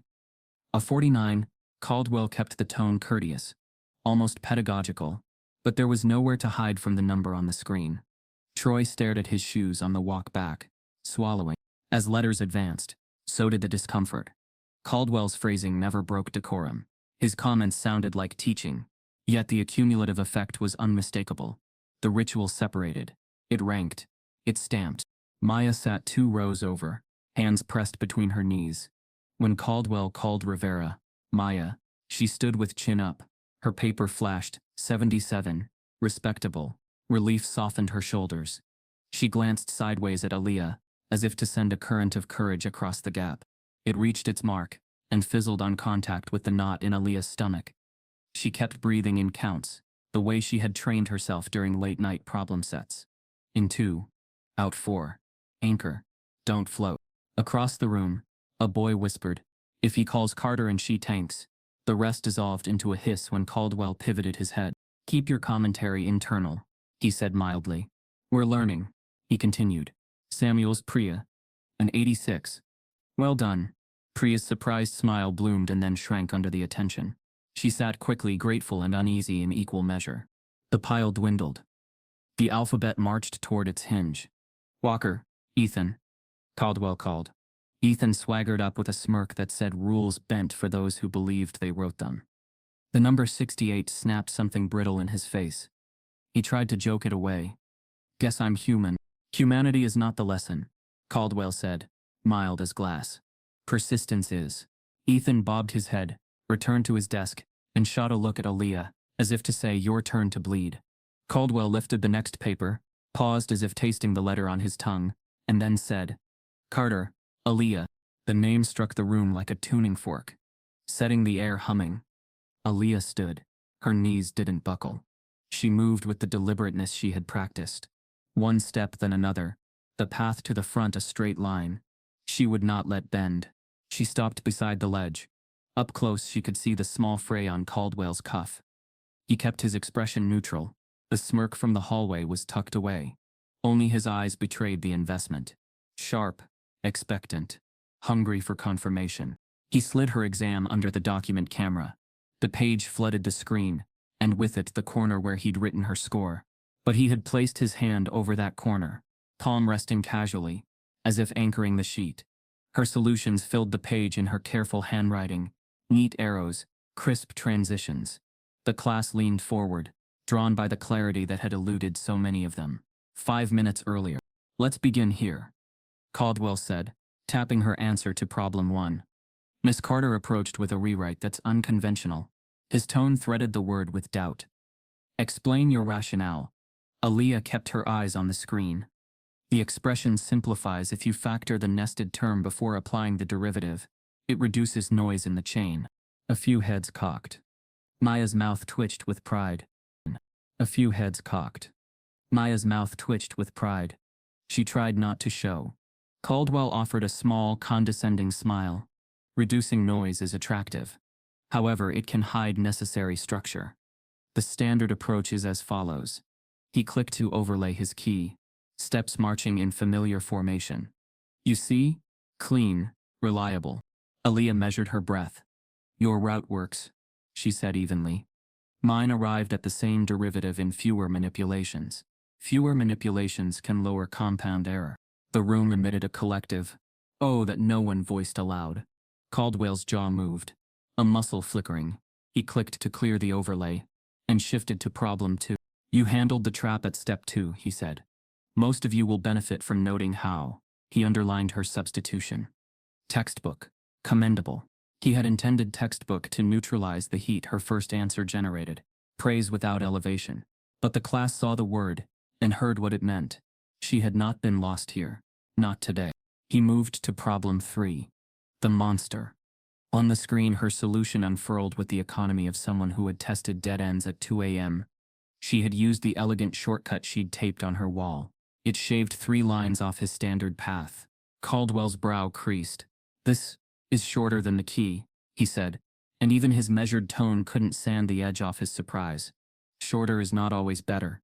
It is when the steps are valid," Maya said before she could stop herself, then clapped a hand over her mouth. Caldwell didn't look at her. He traced each of Aaliyah's lines with the laser pointer, as if searching for an invisible crack. He didn't find one. He found instead that her arrival matched his destination with less freight. A susurrus moved through the class. Ethan muttered, "No way she got it all right." Perhaps she guessed, someone whispered back. Aaliyah stood still, letting the lines on the screen speak. The silence in her chest was no longer the hollow kind. It was Problem 4, Caldwell said briskly, as if the speed could puncture the moment. "Here," Miss Carter stumbled. He pointed to an intermediate simplification she had crossed out. She corrected, but the detour cost time. He wanted the room to hear stumbled. He wanted them to feel the balance restored. Aaliyah nodded. "I saw the cancellation error late." "An error is an error," he pronounced softly. She held his gaze, and a correction is a correction. Laughter cracked and dissolved into coughs. Caldwell let it slide.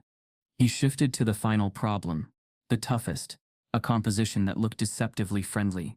Many had fallen into its pit. The key sequence appeared, his sequence, and then with a flick, he brought up her page beside it.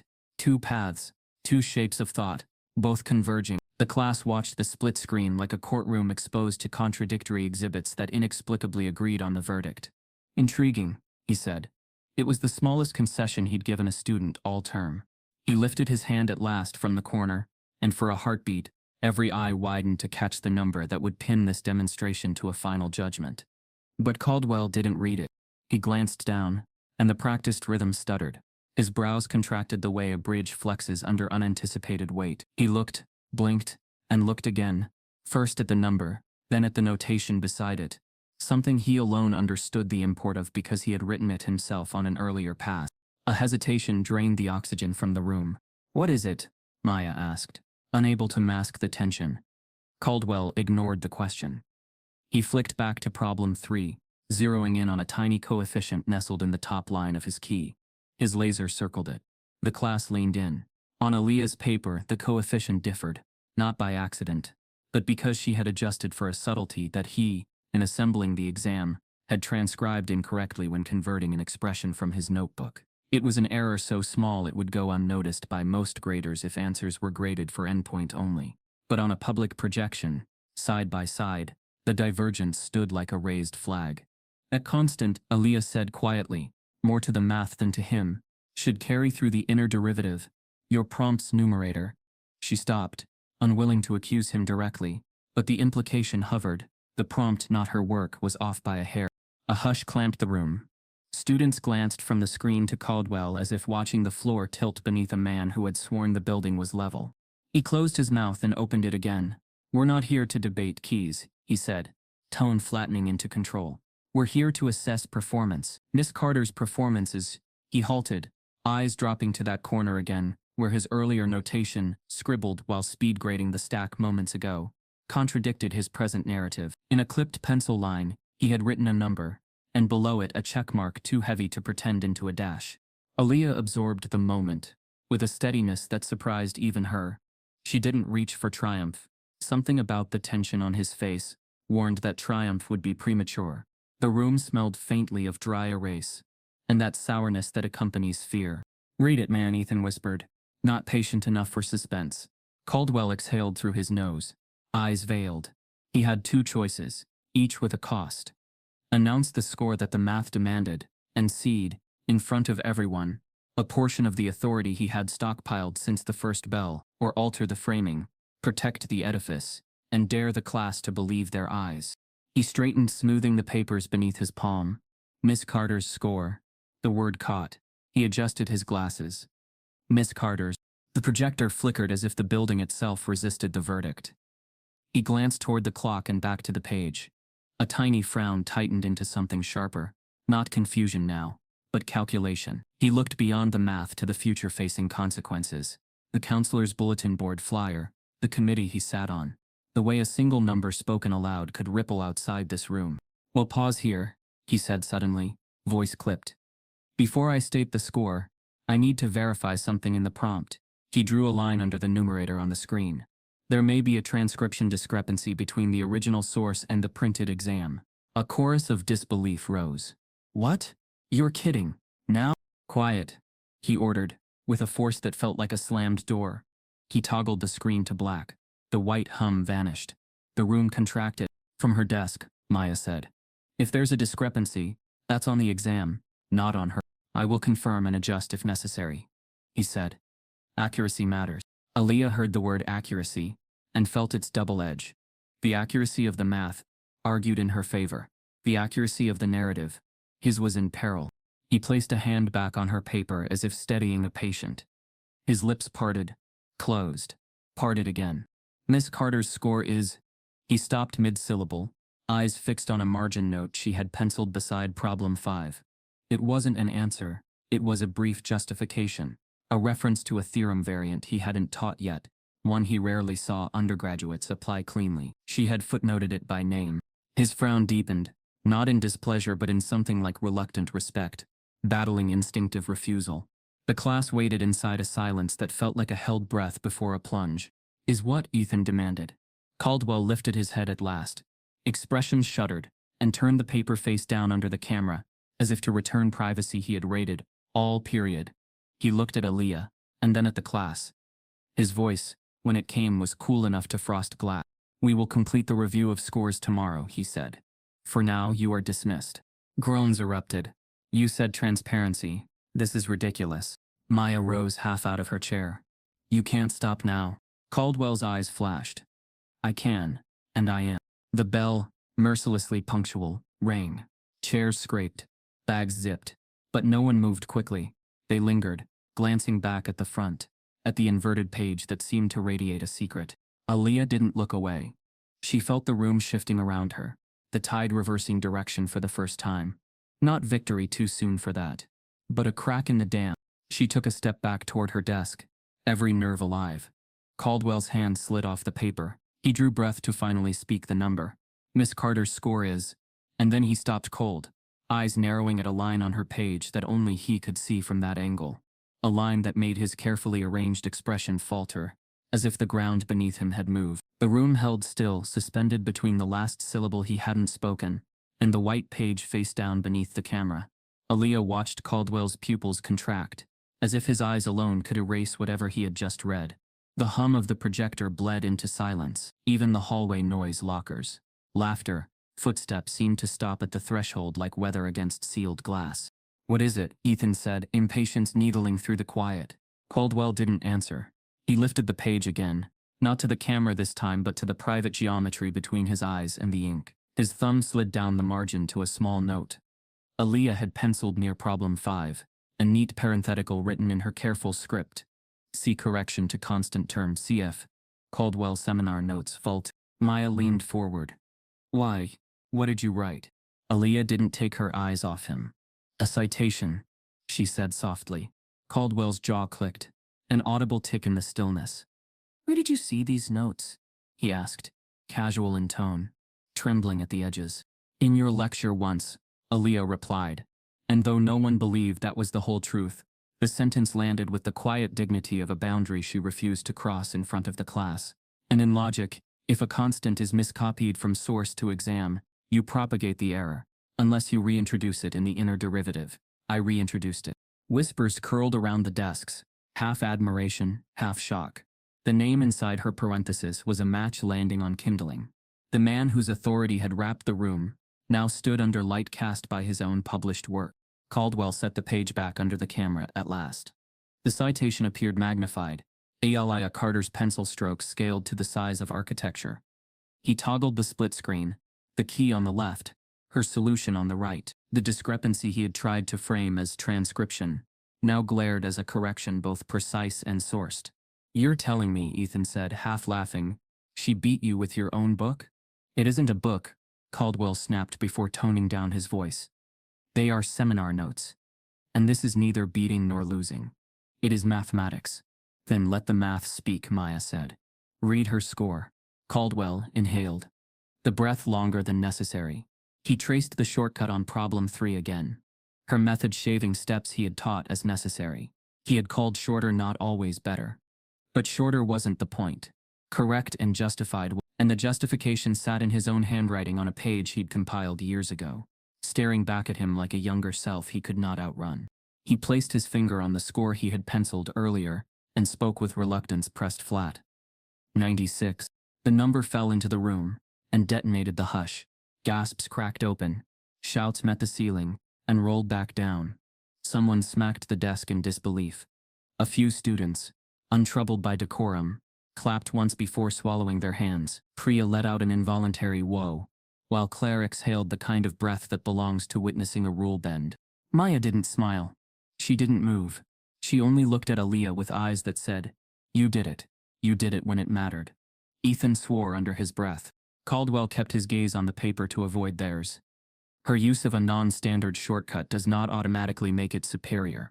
He tried to hack at the moment, reshape it into a lesson that belonged to him. But the steps are valid. The endpoint is correct. Aaliyah felt the smallest tremor leave her muscles. Not triumph, not relief. Something steadier. The ground under her feet had stopped sliding. "And the constant," Maya prodded, unwilling to let the softening version replace the real one. "The miscopy?" Caldwell's throat moved. "There appears to have been a transcription difference between my source note and the printed exam." He selected the most sterile words possible, the ones that sounded like no human had touched the page. Miss Carter accounted for it. "That's called fixing your mistake," Ethan muttered just loud enough to be heard. "Watch your tone," Caldwell said, too quickly. His usual polish couldn't fully relacquer the surface after the crack. He turned to the class. "We are not here to perform theater. We are here to learn." "Feels like we finally are," someone in the back said. Caldwell's smile reassembled. Brittle. "We will finish scores tomorrow," he said. Today's purpose was demonstration. Purpose achieved, Maya murmured. Dismissed, he said, cutting the session with a finality meant to reclaim the room. Chairs groaned. Backpacks swung up. A braided murmur of voices rushed to the door. No one moved directly toward Aaliyah. Not yet. Admiration in a room like this took time to cross the complicated math of social risk, but heads turned as they passed her desk, a new algebra in their glances. Respect spiked where ridicule had graphed a line yesterday. When the room thinned, Aaliyah slid her notebook into her bag. Maya lingered, eyebrows raised, a grin trying to break free and failing out of solidarity. You made him cite you with his own notes, she whispered. That's poetry disguised as calculus. Aaliyah shook her head. I just did the work. You did more than that. You found another way through. Maya's mouth hardened, and you did it after he tried to make you a cautionary tale. The doorframe, filled with a shadow. Caldwell stood there, as if he'd intended to leave, and then remembered something he had to say to the air. He glanced at the two girls and adjusted his cuffs with slow, exact movements. Miss Carter, he said. Aaliyah met his gaze. His eyes were no longer the cool glass she recognized. Something older flickered behind them. Something she hadn't seen before. An unease he would rather have swallowed. For the record, he said, I prefer that students not annotate assessments with external references. It encourages the impression that exams are debates. Sometimes they are, Maya said under her breath. Caldwell ignored her. Nonetheless, you showed resourcefulness. The compliment sounded like a phrase borrowed from a dictionary under protest. You will find, however, that consistency matters. One success does not establish a pattern. Neither does one silence. Aaliyah replied, voice level.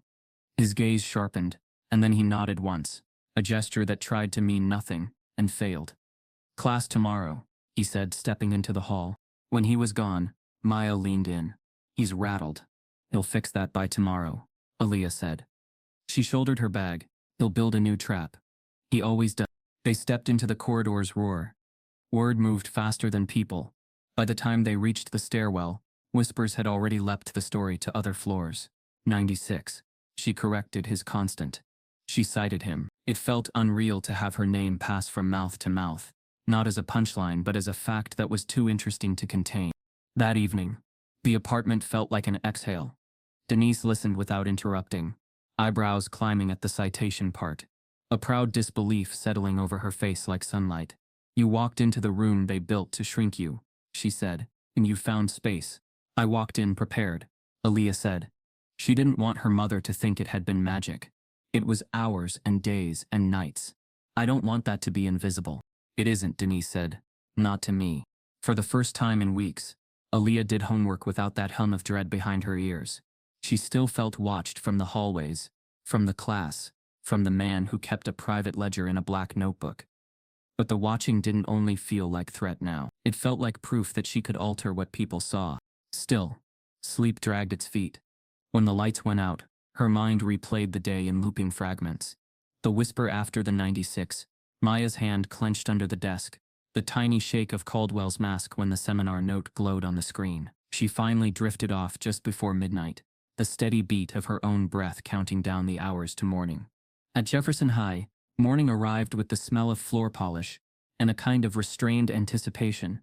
Students orbited the calculus room early, feigning errands so they could peek. Inside, Caldwell stood at the board, printing the day's objective with his usual clean hand. The black notebook lay on the ledge, closed.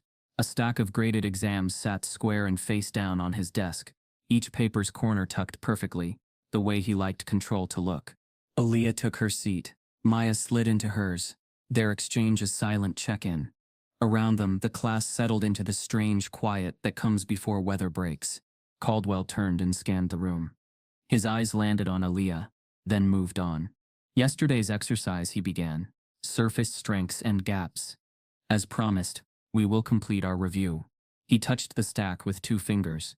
Transparency demands consistency. He called 3 names. Scores. Comments. No cruelty, no drama, just the grind of process. He was trying to normalize the room again, to tuck yesterday into the category of anomaly. When he reached Carter, Aaliyah, he didn't beckon her forward this time. He lifted her paper himself, slid it under the camera, and enlarged problem 3 again. He had come prepared, On the left, he projected her method. On the right, a revised key. His key, altered overnight to correct the constant and include the shortcut she'd used, now framed as an alternate solution. Two valid approaches, he said. The words clipped clean. The second, he pointed to his edited path, is the one we will standardize for our course. A few students exchanged looks. They heard the choice not to credit her openly. They also saw the reality. He'd folded her work into his teaching by morning. Maya raised a hand. So the standard is the way Aaliyah did it. The standard is the way I am teaching it, he answered without looking her way. Next time we will prioritize this sequence. Aaliyah didn't flinch. She didn't need a plaque. She just needed the truth to keep standing where it stood. Caldwell flipped to the final page, the score still visible in the corner, 96. His mouth pressed thin. He stared at it for a long second, as if the ink had been rude. He inhaled. One more note, he said. The room quieted.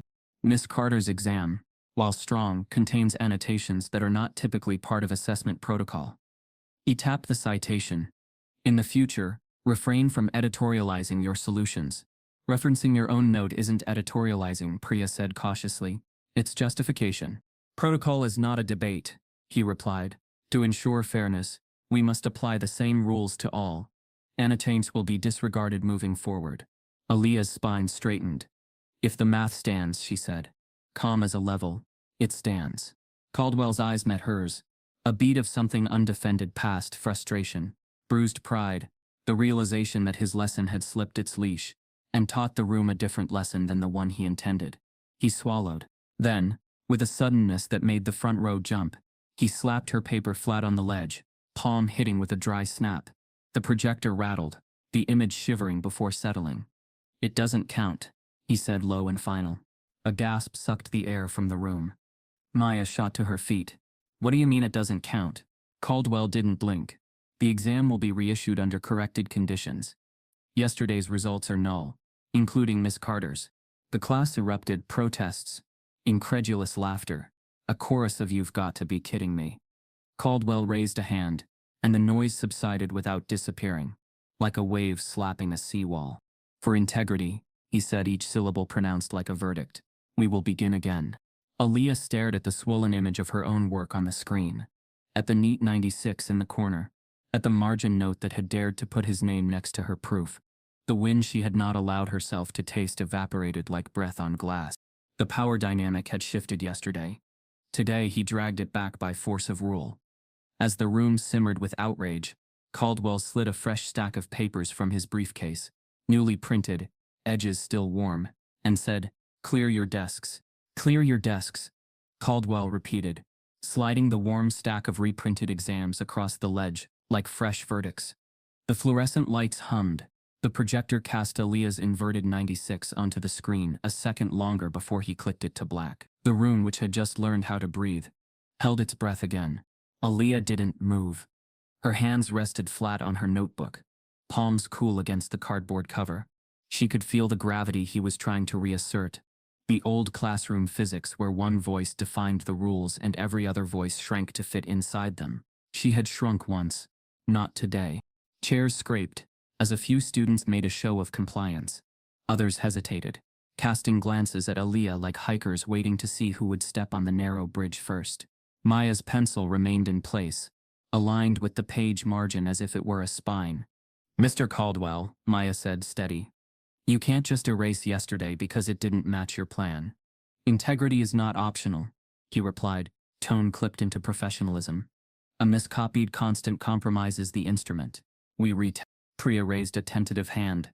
If the instrument was off, but a student accounted for it.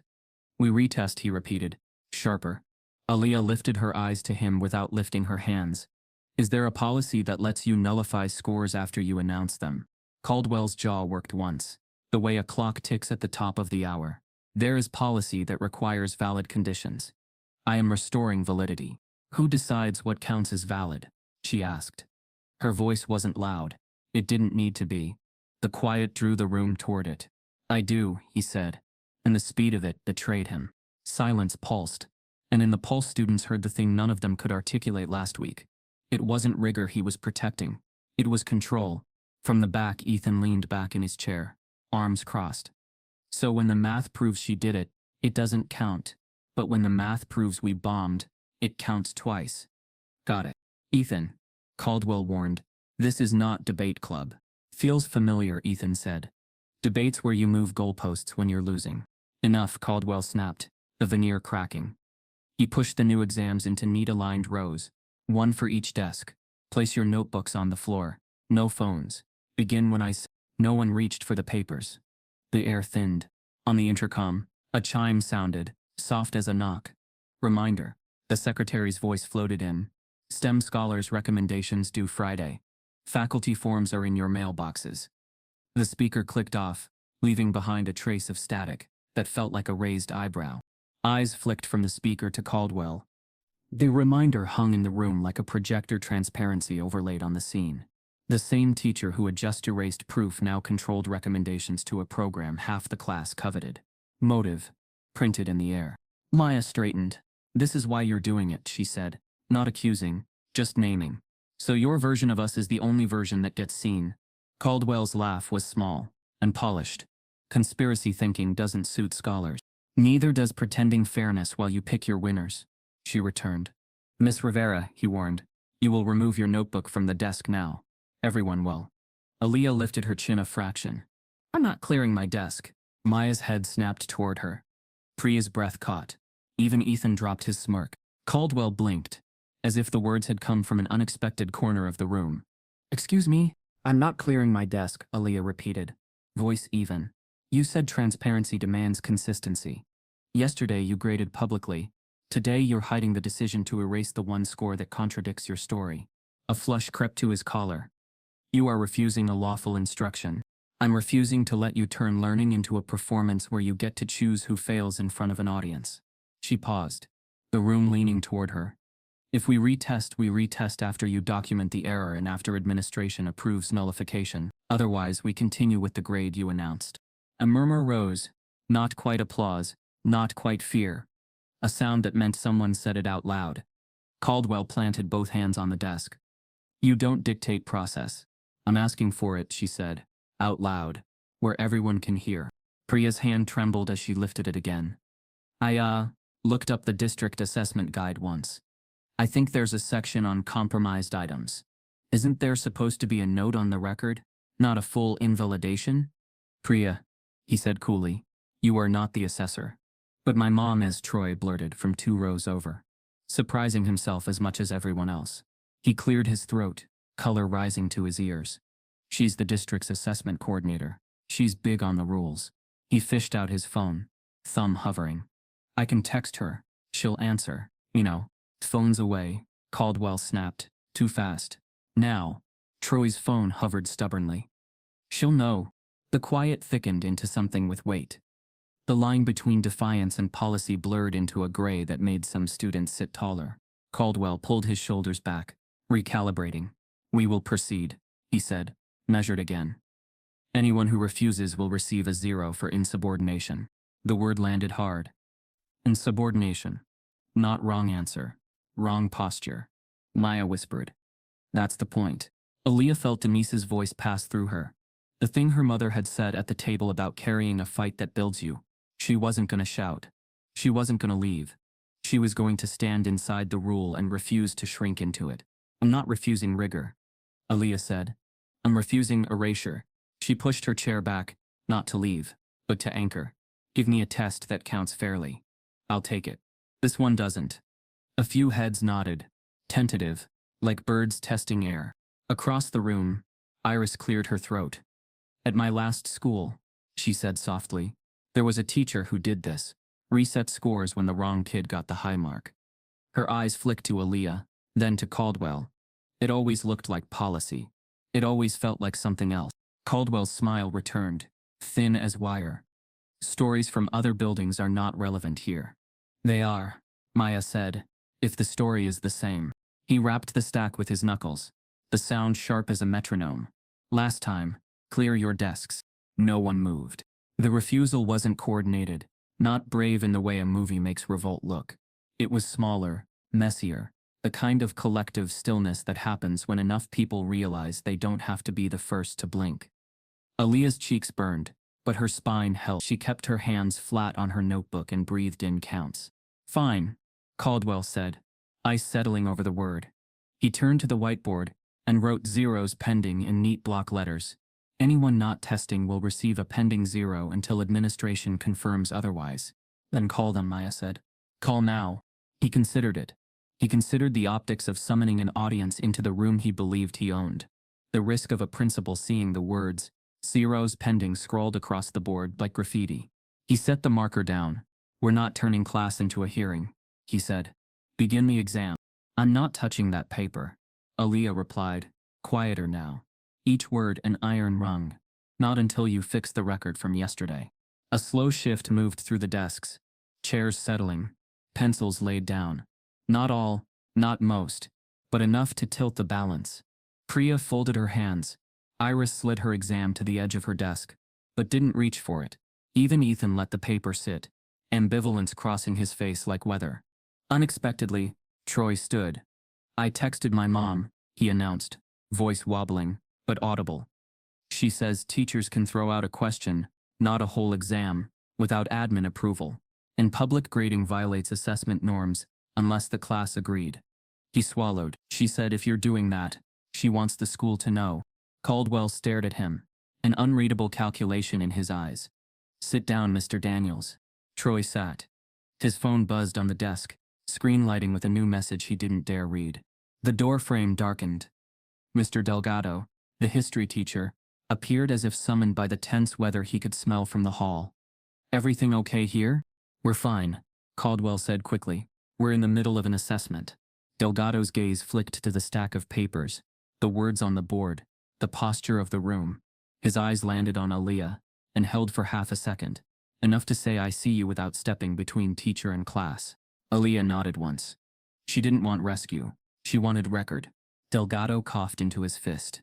Carry on then, he said, not moving. Caldwell exhaled. Begin, he ordered, and his tone had shifted again, lower. A threat hung like a ceiling. Aaliyah reached toward the paper, and then stopped, fingers hovering in a decision that hurt. She pictured the 96, the margin note, the way the room had looked at her like she had bent something fixed. She pictured the flyer on her locker, the whisper, smart enough. The answer was not a number now. It was whether she'd allow the number to be moved. She withdrew her hand and folded it over the other.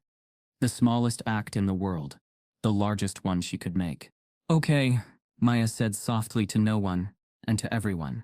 Okay. Caldwell's mouth hardened. He strode to the first row, slid a fresh exam onto Priya's desk, then onto Claire's, onto Ethan's, onto Troy's. The papers stacked like snowdrifts toward Aaliyah. He placed hers last, centering it on the wood, as if arranging a stone on a grave. Last chance, he murmured. She didn't blink. He turned, marched back to the front, and lifted the class roster from his clipboard. Name, he said, pen poised. Testing or pending 0. No one spoke. Priya cleared her throat. I'll take the exam if yesterday stands in the record. That is not the condition. Then pending 0, she replied, voice trembling, as soon as the words left her mouth. Her cheeks flushed.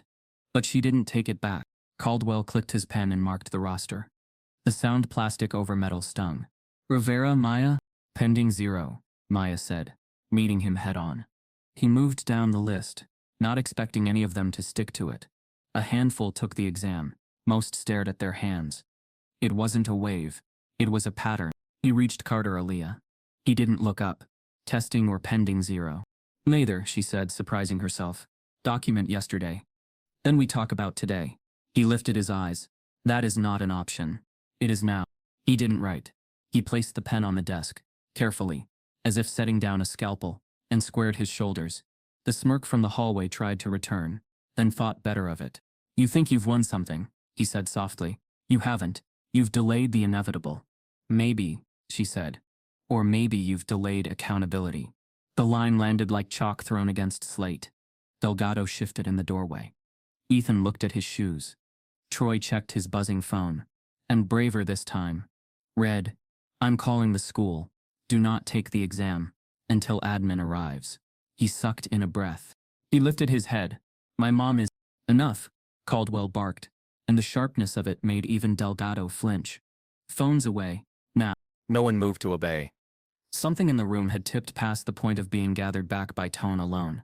Caldwell looked over them, the still bodies, the quiet faces, and for a beat the mask fell entirely. What stared back was not a villain exactly, but a man used to the world aligning to his angles, shocked to find geometry that refused his straight edge. He seized the nearest tool left to him, record. If you insist on insubordination, he said, I'll document the incident. Please do, Maya said. Include the part where you erased a 96 that corrected your mistake. A sound rose from the back, soft, almost delicate. The click of a phone camera waking up. Caldwell's head snapped toward it. Absolutely not, he said, voice knifing the air. No recording.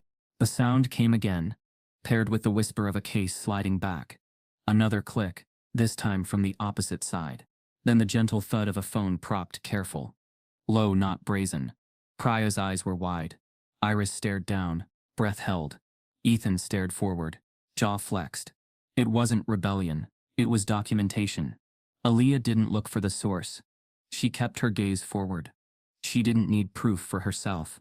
She needed proof for when the story left this room. Caldwell stepped forward, palm up, scanning for the glow of a screen. Turn them off, he demanded, heat re-entering his voice. Turn them off now. No one answered.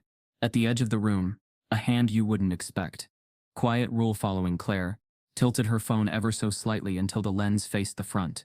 The red record dot reflected in her eyes as Caldwell realized the room was watching him in a way it never had before. The red recording dot glowed on Claire's phone like a quiet rebellion. Aaliyah noticed it only in the periphery, but the air in the room had changed. For weeks she had been made to feel small, cornered by silence. Now, for the first time, silence worked in her favor. It was the silence of witnesses who refused to unsee what they had just seen. Caldwell's eyes darted toward the faint shimmer of the phone's reflection. His voice sharpened. Turn it off. This classroom is not a stage. But the command cracked hollow. The room stayed still, no one rushing to obey.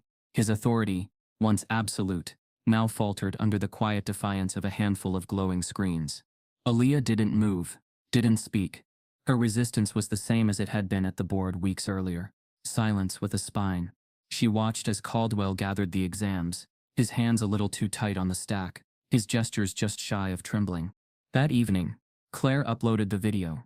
At first it spread in small circles, friends sharing with friends. A caption scrawled across the bottom, "Black student outsmarts racist teacher." But before the night ended, the clip had multiplied beyond control. TikTok edits layered music under the confrontation. Instagram reels repeated the moment. Aaliyah said, "I'm not refusing rigor, I'm refusing erasure." Twitter posts framed it as proof of what black students endured in elite classroom. By morning, Jefferson High was no longer just a school. It was a headline. Phones lit up in every hallway, earbuds pumping the clip between lockers. Students who had ignored Aaliyah days ago now watched her with wide eyes, as though seeing her for the first time. Some whispered admiration. She stood up to him. Others whispered fear. He's going to come after her. But the whispers all carried the same name. The cafeteria buzzed louder than usual. Aaliyah walked in, tray in hand, and for the first time in weeks, tables didn't close against her. Priya waved her over. Ethan shoved his backpack aside. Even students she didn't know offered nods, glances, small gestures of respect. Maya grinned, sliding over to make space. "You're trending, Lee." Aaliyah set her tray down. "I didn't want a trend. Doesn't matter what you wanted. The internet decided." She checked her phone reluctantly. Notifications flooded her screen. DMs, reposts, strangers calling her brave, hashtags attaching her name to words like resistance and justice. She scrolled past comments from college students, educators, even a civil rights organization's account. But nestled between them were others. "She's exaggerating. Teachers have a right to discipline." Another kid playing the race card. Her throat tightened. "For every person supporting me, there's someone calling me a liar." "That's how you know you scared them," Maya said, squeezing her hand. "They wouldn't fight back if you hadn't hit a nerve." Meanwhile, Caldwell sat alone in his office, the blinds drawn. His inbox exploded overnight. Angry emails from parents, cautious inquiries from administrators, even a message from the district superintendent requesting an immediate update. He scrolled through headlines with mounting dread. "Student corrects teacher's error, told it doesn't count." Viral video raises questions of bias at Jefferson High. When rigor becomes racism. The thin line in classrooms. Each word felt like an indictment. His phone buzzed relentlessly. Missed calls from colleagues. Texts from old friends. Half offering sympathy, half distancing themselves. He slammed it face down on the desk. When Mrs. Keating knocked on his door, he didn't answer. She pushed it open anyway, holding a printout. The superintendent wants a report on your methods, Richard. He rubbed his temples. It was a miscopied constant. That's all. Then why does it look like you tried to erase her score? Because the internet loves drama, he snapped. Context disappears once cameras roll. Mrs. Keating's eyes were steady. Context or not, you're in it now. By third period, word had spread beyond the student body. Parents arrived at the front office demanding explanations. Local reporters called, pressing for statements. In the teacher's lounge, colleagues whispered, their voices low but edged with relief that, for once, it wasn't them. That afternoon, Denise Carter left work early. She walked into Jefferson High with a purposeful stride. Hospital ID badge still clipped to her shirt. She didn't need to announce why she was there. Every secretary already knew. She went straight to the principal's office, where Harris sat behind his desk, tie askew phone cradled between shoulder and ear. He hung up when he saw her. Mrs. Carter, you told me this was standard practice, she said, her voice cutting through the room. She dropped her phone on his desk, screen playing the viral clip on loop. Tell me again how this is standard. Harris watched the familiar footage, her daughter's voice steady, Caldwell's control unraveling. He exhaled heavily. We are handling it. No, Denise said. You're reacting to it. There's a difference. He rubbed his forehead. The district has called an emergency hearing. Tomorrow evening.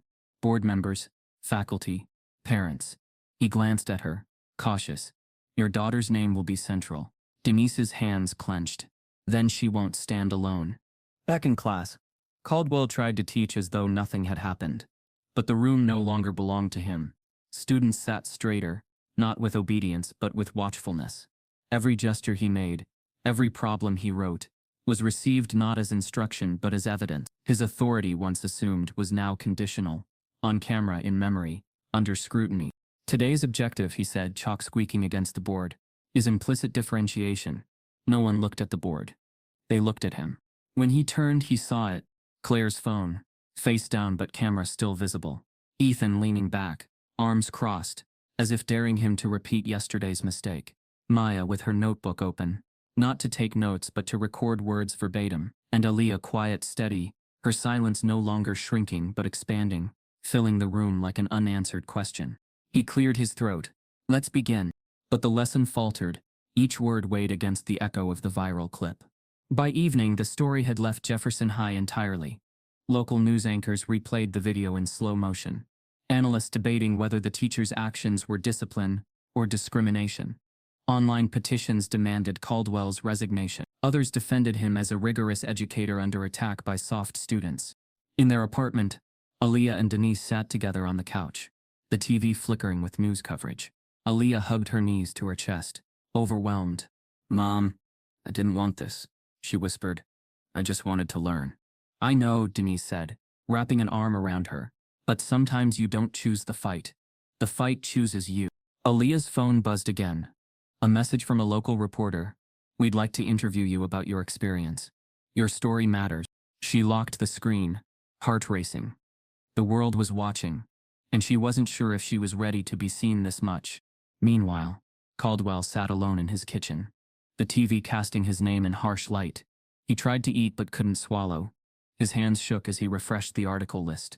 His career, his reputation, the careful image he had built over decades, all of it teetered. He thought of the black notebook on his desk. For years, it had been his shield, his proof of rigor. Now it was evidence. He slammed it shut and shoved it into a drawer. But he couldn't close what was already out in the world. The next morning, a new headline broke. District Board schedules emergency hearing over viral classroom incident. Students crowded around phones, reading the announcement aloud in disbelief. Teachers exchanged wary glances. Denise received an email confirming parent invitations, and Caldwell received a curt message. Attendance mandatory. Prepare to address concerns regarding methodology, grading practices, and equity. By the time last period ended, the tension in the halls was electric. It was no longer just about one student, one teacher, one exam. It was about the system itself, who it protected, who it punished, and who it silenced. And at the center of it all, Aaliyah felt the weight settle on her shoulders. The whispers weren't just in the hallways anymore. They were in headlines, in emails, in living rooms across the city. As the final bell rang, Maya caught up to her, eyes wide. She held out her phone, screen glowing with a fresh notification. Emergency school board hearing. Public attendance encouraged. The school board chamber had never been this full. Folding chairs lined the back wall. Parents stood along the aisles, and a cluster of students huddled near the doors with phones in hand, ready to capture every moment. The hum of whispered conversations filled the room, mixing with the rustle of papers and the clicking of pens. Local reporters sat in the front row, cameras angled toward the long mahogany table, where the 7 board members now filed in. At the center of it all sat Richard Caldwell. His tie was knotted tighter than usual, his jaw freshly shaved, his posture rehearsed. He had spent the night memorizing phrases like academic rigor and miscommunication of standards. In his mind, he was prepared to turn the narrative to present himself not as a villain, but as a serious educator under siege by online hysteria. Across the room, Aaliyah sat between her mother and Maya. She kept her gaze on the table, fingers interlaced tightly in her lap. Her presence had already caused a stir. The students who had recorded the video waved when they saw her enter, and parents nodded with quiet support. But she didn't wave back. This wasn't about popularity. It was about whether truth would finally be recognized in a room designed to hide it. The chairwoman of the board, Mrs. Edwards, cleared her throat. We are here today in response to recent events at Jefferson High School, specifically concerning allegations of misconduct, bias, and academic fairness in the classroom of Mr. Richard Caldwell. We ask that all participants remain respectful as we hear statements. Respect. The word was heavy with irony, and Aaliyah felt it land on her shoulders like a test she hadn't signed up for. Caldwell was called first. He walked to the podium with measured steps, clasping the edges as if holding it steady could steady him too. His voice was calm, polished, almost soothing. Board members, parents, colleagues, he began. I stand before you as a teacher of over 20 years. My philosophy has always been rooted in high standards. Students, particularly those in advanced courses, must be challenged. My so-called challenge exam was never intended as punishment, but as a diagnostic tool to prepare them for the rigor of higher education. He paused, letting the practiced cadence fill the room. What you saw in the viral video was a fraction of a larger context. Clips can distort. What was framed as humiliation was, in reality, my attempt to push a student toward excellence. A murmur rippled through the audience, some nods from a handful of parents, but louder scoffs from students who knew what really happened. Mrs. Edwards leaned forward, and the decision to nullify her score. Caldwell's jaw flexed, but his voice stayed smooth. A transcription error rendered the exam flawed. For the integrity of all students, I issued a retest. It was not personal. It was protocol. At that, Denise Carter stood from her seat. Protocol doesn't smirk in a hallway, she said, her voice carrying across the chamber. Protocol doesn't erase a score after announcing it, especially when it's the score of a black girl who proved you wrong. The room erupted in applause. Mrs. Edwards banged the gavel. Please, decorum. Denise sat back down, but her words lingered. Caldwell gripped the podium tighter, his mask slipping just enough for Aaliyah to notice the vein pulsing in his temple. Next, Aaliyah was called. She walked to the podium slowly, heart pounding but legs steady. She didn't look at Caldwell. She didn't need to. She looked at the board members, at the rows of parents, at the students who leaned forward with anticipation. My name is Aaliyah Carter, she began, her voice quiet but clear. I didn't ask to be put in the spotlight. All I wanted was to learn. But when I was given a problem that wasn't part of our curriculum, I froze. And when I corrected that problem weeks later, I was told it didn't count. She let the words hang. The silence that followed wasn't dismissive. It was listening. I worked harder than I ever have in my life, she continued, her throat tightening. Late nights, hours on problems no one else had to do, just to prove that I belonged in a classroom I had already earned my place in. And when I finally solved them, when I showed I could do it, my work was erased. That's not rigor, that's bias. Gasps filled the room. But she pressed on. What you saw in the video wasn't defiance. It was me refusing to be erased. I wasn't loud. I wasn't disrespectful. I just didn't shrink, and I don't think any student should have to shrink in order to be accepted. By the time she finished, the room was silent again, but this time with weight, not awkwardness, gravity. Mrs. Edwards leaned back in her chair, folding her hands. "Thank you, Miss Carter." As Aaliyah returned to her seat, Maya whispered, "You just rewrote the story in their faces." Caldwell was given the chance to respond. He stepped forward again, voice tighter now.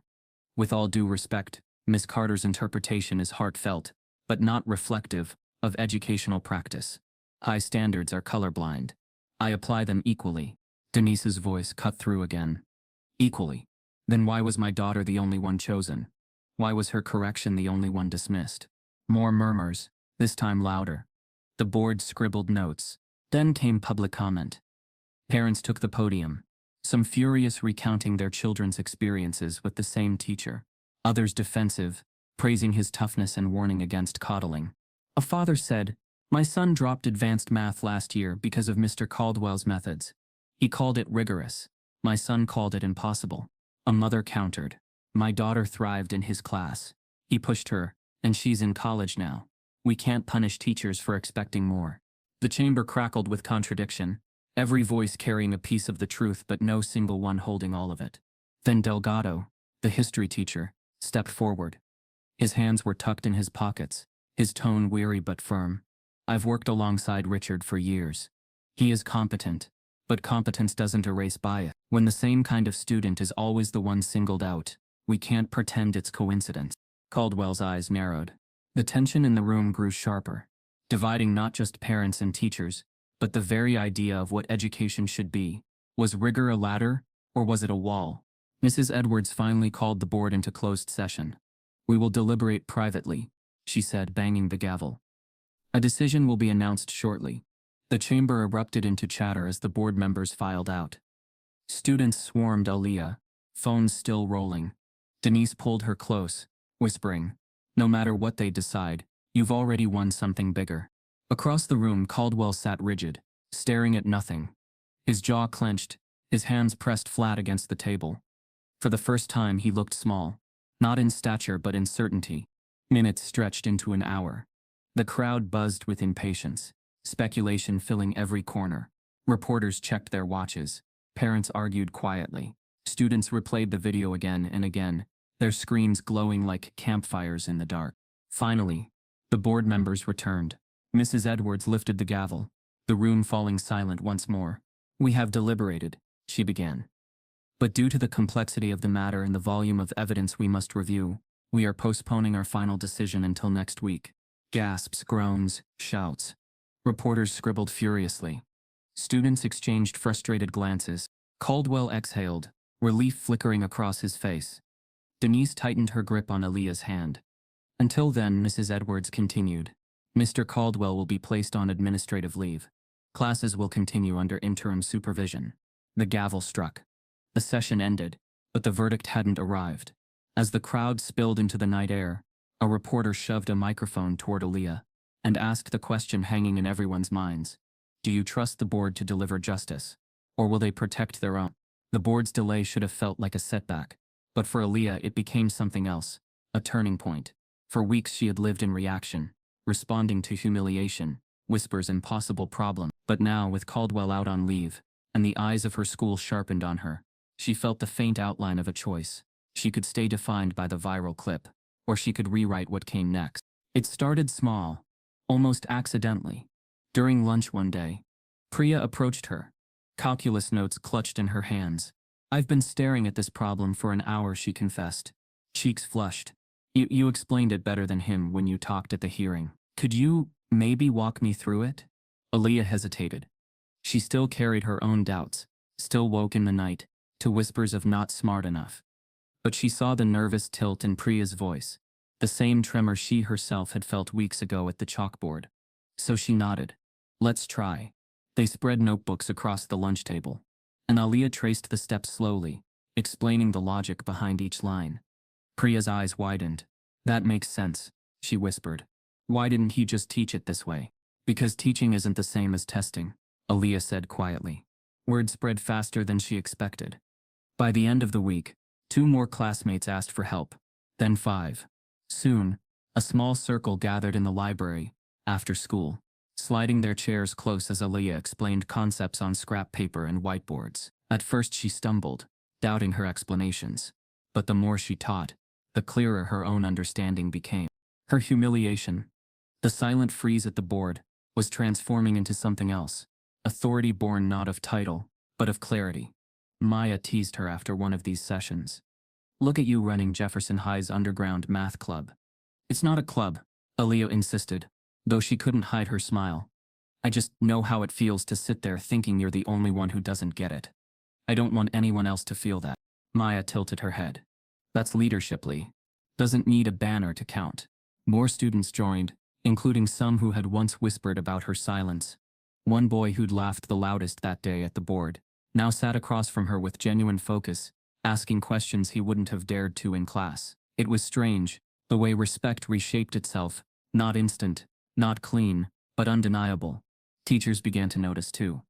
Delgado stopped by one afternoon, watching quietly from the doorway, as Aaliyah drew diagrams for a group of sophomores. Afterward, he pulled her aside.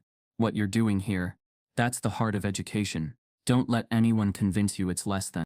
She carried those words home, turning them over like smooth stones. For so long she had been told to prove she belonged. Now, without trying, she was creating a space where others felt they belonged too. One Friday, Denise came home early to find the living room crowded with students hunched over worksheets. Denise stood in the doorway, eyebrows raised. "I thought this was our home, not a classroom." "Sorry, Mom," Aaliyah said quickly, standing to gather the papers, but Denise waved her hand. "No, don't you dare apologize," she said, her voice breaking into a smile. "This is what it looks like when you turn pain into power." The words sank deep. Aaliyah realized then that what had once felt like survival was becoming something larger.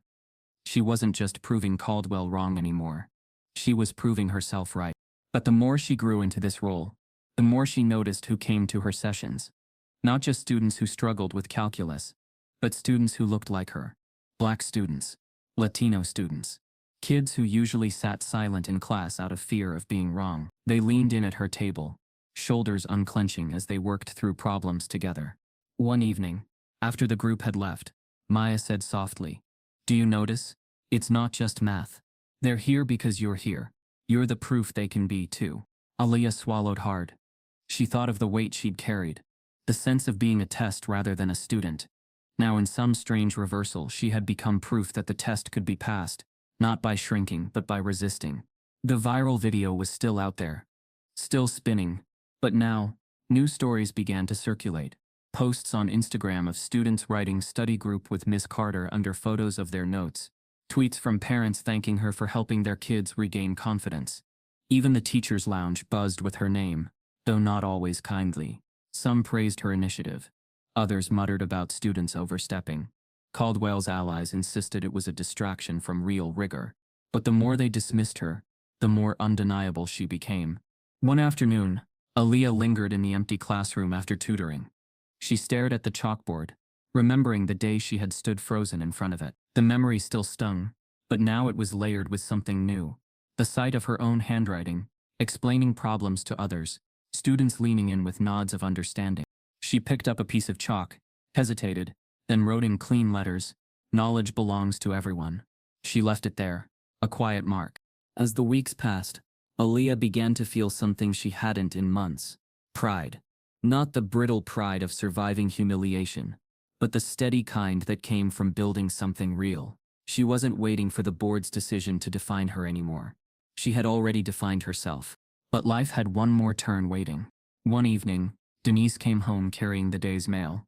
She dropped a thin envelope onto the table in front of Aaliyah. "This came for you." Aaliyah frowned, wiping her hands before picking it up. The return address read, "National Summer Mathematics Institute." Her breath caught. She tore it open, scanning the first line. Her heart hammered. "We are pleased to inform you that you have been selected to attend our summer program for gifted mathematics students." Her eyes widened. She read it again, slower this time, to believe it was real. "Mom," she whispered, voice trembling. "I got in." Denise clapped her hands to her mouth, tears brimming. "Baby." Maya grabbed the letter, reading it aloud with a grin. "Prestigious. Fully funded. National recognition. Lee. This is huge. Aaliyah pressed the paper to her chest. The same girl who had once stood silent at the board, the same girl mocked with flyers asking smart enough, was now invited to a program reserved for the country's most promising students. But beneath the thrill came a wave of nerves. Would they see me as I really am? Or as the stereotype I've been fighting? She folded the letter carefully, setting it on the table as though it were fragile. As she did, her phone buzzed with a new notification, an email from the school board secretary. The subject line read, "Final decision hearing. Tomorrow." The envelope from the summer program still lay on Aaliyah's nightstand. When she woke the next morning, she traced its edge with her fingertip, the embossed seal cool under her touch. She wanted to let herself dream. Bridges, formulas, classrooms that felt safe. But the email from the board meeting stared at her from her phone screen. Final decision hearing. Tomorrow. The day stretched heavy with anticipation. At school, whispers filled every hallway. Students stopped her between classes, asking if she thought Caldwell would be fired, if she'd speak again, if the board would actually do the right thing. Aaliyah kept her answers measured. We'll see. She'd learned not to trust promises from institutions that only moved when forced. Denise tried to distract her that evening with dinner, but even as they ate, the silence pressed between them. Finally, Denise reached across the table.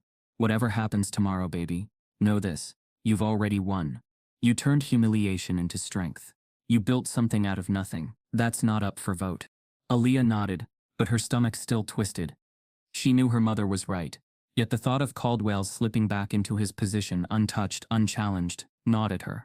When the next evening came, the board chamber was overflowing once again. News cameras lined the back wall, lights glaring. Students packed every seat they could, spilling into the aisles. Parents fanned themselves with folded agendas, tension hot in the air.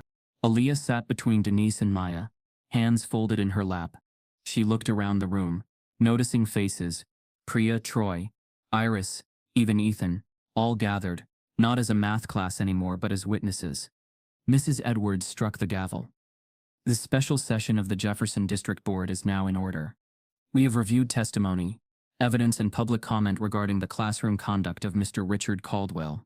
Tonight, we will render a decision. Caldwell sat rigid across the room, suit pressed, jaw tight. He hadn't spoken to anyone since entering. His black notebook wasn't with him, an absence that spoke louder than words. The board moved through procedure. Voices dry, legal. They recited policies, referenced documents, repeated phrases like equity and standards of practice.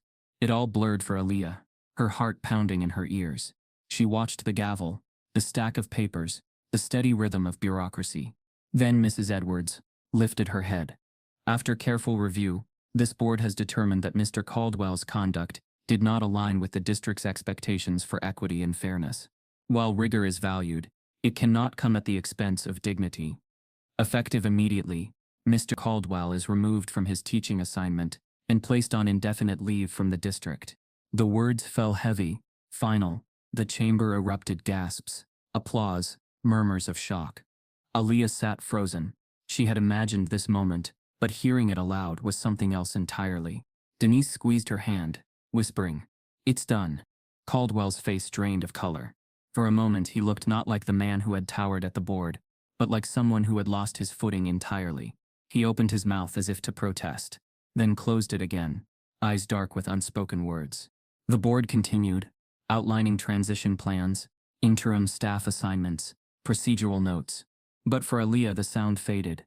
She was back in that first classroom, the chalkboard looming, the problem unsolvable, the silence pressing down. Except now the silence wasn't humiliation. It wasn't emptiness. It was hers. She breathed it in, steady and full. Silence no longer meant erasure. It meant dignity. Maya leaned close. "You did it, Liv." But Aaliyah shook her head slightly. "We did it." She glanced around the room at Claire, who had dared to record, at Troy, whose mother had spoken up, at Priya, who had remembered policy, at every student who had chosen to sit still instead of obey. The story had never been hers alone. When the meeting adjourned, cameras flashed, reporters surged, microphones extended. "Aaliyah, how do you feel?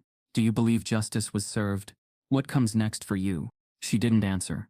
Not because she was afraid, but because she finally understood that not every silence had to be filled. Her presence was answer enough. As she stepped out into the cool night air, Denise wrapped an arm around her. You carried yourself with grace, baby. Don't ever forget that. Aaliyah tilted her head toward the stars. She thought of the flyer that once screamed smart enough. She thought of the chalk marks she'd scrawled on her bedroom wall. The long nights bent over problems. She thought of every moment she had almost broken, and every step that had built her back stronger. The board had spoken. Caldwell was gone. But the system remained, still heavy, still flawed, still waiting for the next voice to rise. Back home, the acceptance letter from the summer program still sat on her desk. She picked it up, reading the words again. Gifted mathematics students. For the first time, she let herself smile without doubt. Yet, as she placed the letter down, a thought lingered, pulling at the edge of her pride. She had found her way through. But how many others were still stuck in silence, waiting for their turn, their proof, their chance? She walked to the window looking out over the city lights. The question pressed against her chest, unshakable, echoing louder than the gavel, louder than applause. How many voices are still silenced before they rise? No student should ever be silenced, erased, or made to feel they don't belong. If Aaliyah's fight for dignity touched you, let your voice rise with hers. Type yes.